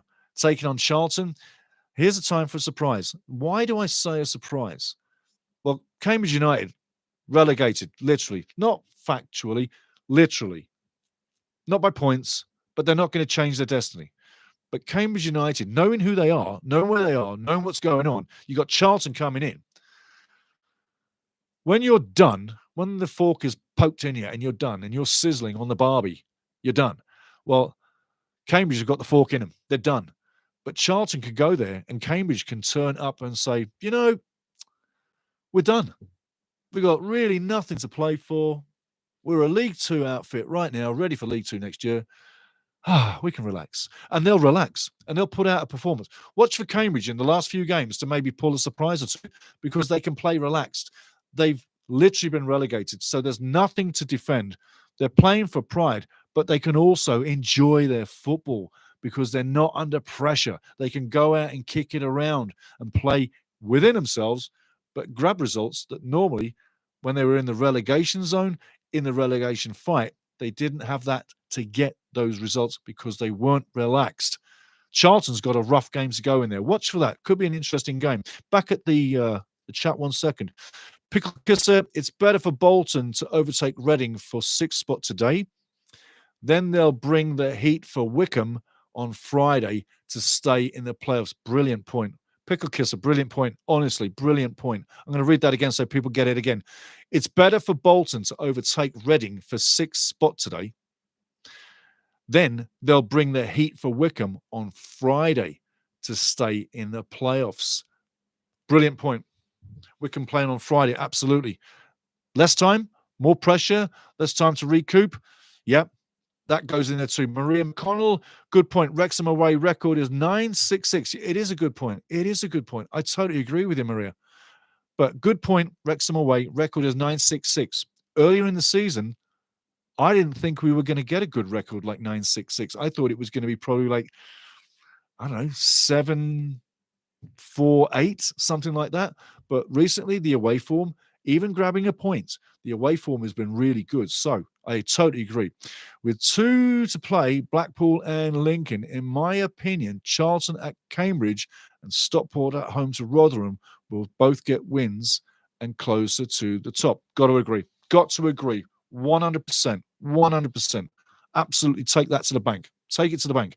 Now, further all, just the last couple of games coming through. You've also got Barnsley taking on Bolton. And as Pickle Kisser says, it's better for Bolton to overtake Reading for 6th spot today. It is. It really is. Then the pressure's on. The final few games in this season, unlike other leagues that are really open for a lot of teams to join in the fight or the ascendancy to the championship, I think it's come down to 2 teams at the top end of the game, and that's Wycombe, Wrexham. Down at the bottom, I think it's come down to maybe 1 team to change that picture, and that's Bristol Rovers. So Wigan, again, I'm going to say, Bradley Stevenson, you're looking good. Barnsley taking on Bolton today, and Bristol Rovers at Exeter City. Now, Exeter City, not the toughest game to go up against, but it could prove to be problems for them. Not an easy place to win the game, but League One, like I say, every game is a tough game. Looking at the table down at the bottom before we chip out of here, Shrewsbury, like I say, respectfully relegated. Cambridge, I think they're going the same way unless a miracle happens. And Crawley need the miracle too, yeah? You're talking 15 points where they need to get 9 to 10 points to get out of dodge. And they need to see other people dropping points worse than they've dropped as recent games. Now, looking, Shrewsbury bottom, 29. Cambridge, 35 on 41 games, 23rd. Crawley, 36 points, 41 games. They're in 22nd. Gone. All 3 gone. Burton, 39 points, just 3 points behind Bristol Rovers. They get the win today. Bristol Rovers lose today. Burton Albion are out the drop zone. Wigan Athletic, you're 47 points at the moment. Honestly, you're 5 points above Bristol Rovers. You're not a threat to the relegation zone. You're a threat to your nervous system. That's about all. You're not going down. So chew your fingernails off, as you should, as a great Wigan fan. But take it from me, you're not going down. Not a chance. Not a chance are you going down. So ride that to the end of the season. But for the rest of the season, keep your eyes on Burton. Keep your eyes on Burton and Bristol. Bristol Rovers. That is all that's going to change. I don't see anything else changing whatsoever. But I'll leave you with this. The game itself we saw today. A battle of attrition, very frustrating. The football wasn't there, but the boots and the clogging was. It was a physical game, and they had a referee that policed it maybe a little too well. Maybe some of the calls were not what you would say to your liking, and that would be to both sets of fans. But this guy didn't let the game flow. Wrexham came to play, obviously had a game plan to keep it tight and just counterattack. And the long ball, we've seen too many matches with the long ball. And there's been a few chinks in the armor for Phil Parkinson from the fan base all around the world that the long ball isn't what we want to see. We need the ball on the ground. Put it this way. You can play long ball once in a while, but you can't keep doing it because you become too predictable.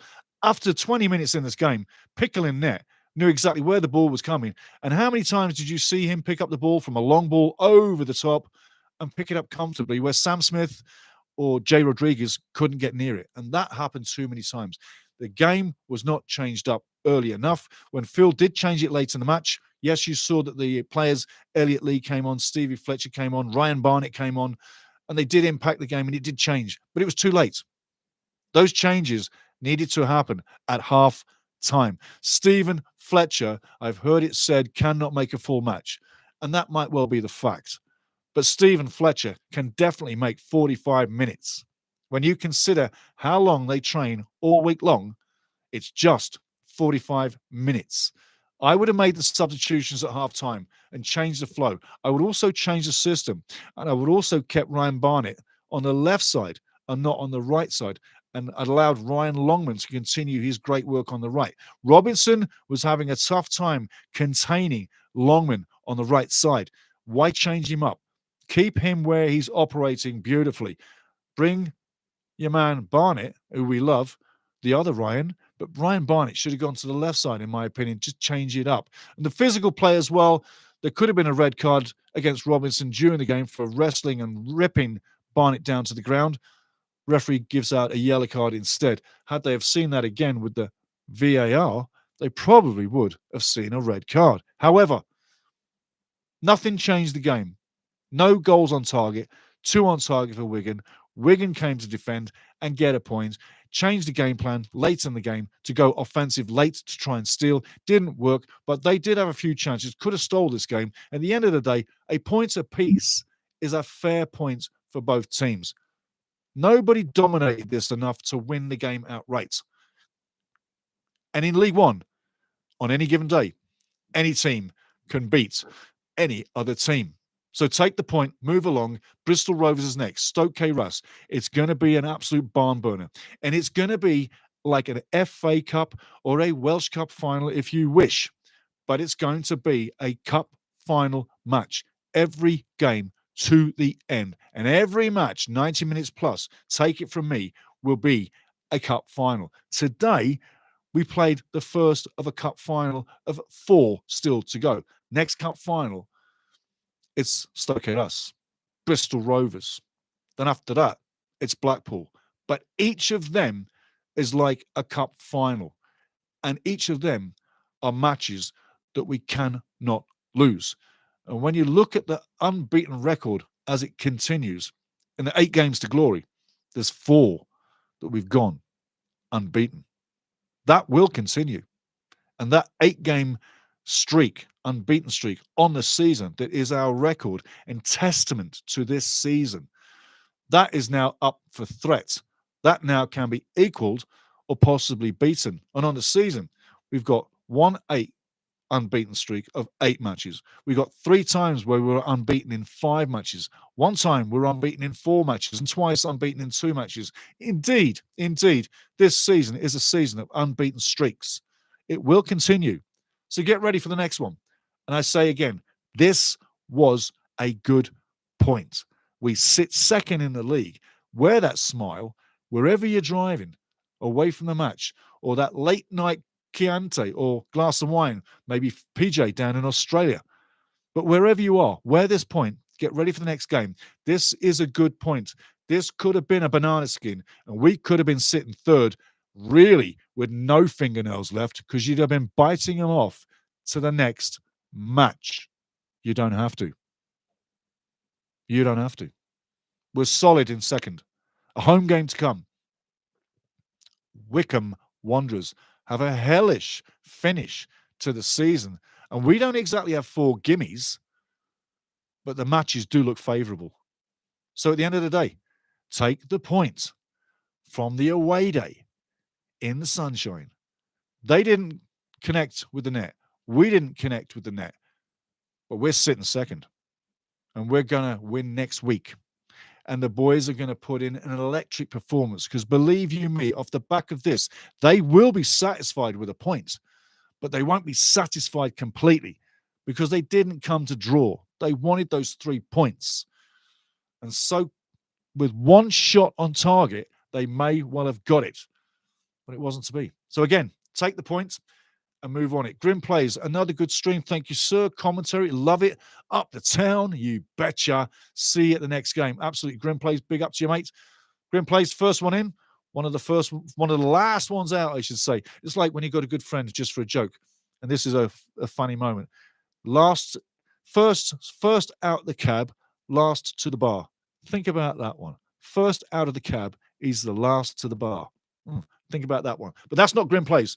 No. That's me making a joke just as is. Anyway, Grim Plays, big up to you, mate. He was the first one in and one of the last ones out. So now you know where that joke came from. But that's not joking about Grim Plays. Not at all. That was a friend of mine quite a few years ago as we were going out one night. I said, you know what, mate? You are one tight bastard. You're the first out of the cab and you're the last one up to the bar to pay for a round. That's what I'm saying with that one. But we are good mates, and it was a funny thing. Anyway, like I say, good times, happy days. A point is a point. Sometimes you can walk away from these and you get nothing. And I was looking at this saying, there's a chance here that this could go either way, remember? during the watch along. It could go either way. It nearly did go either way, but thankfully we take that point. So like I say, the point is good. Take the point, live your life, be happy, wear it to the next match. Next match, Stoke Kidhouse, Bristol Rovers, different game. We've got a complete week to set up. I think you'll see the table look much different next week than it does right now. We're a point ahead of Wycombe. That's good for me. Hey, it's not going to be goal difference in my book that decides this season in who owns second or who has to go through the playoffs. I don't want to go through the playoffs. I don't see us going through the playoffs. A point ahead. It's a good day. Wear that. Be well. And I'll see you in the pre-game, guys. But I'll tell you what, it's been a good day. And I'm not down. And you shouldn't be down. And when I'm looking here at the thread of the table, 82 points to 81 points, I'm happy. You should be too.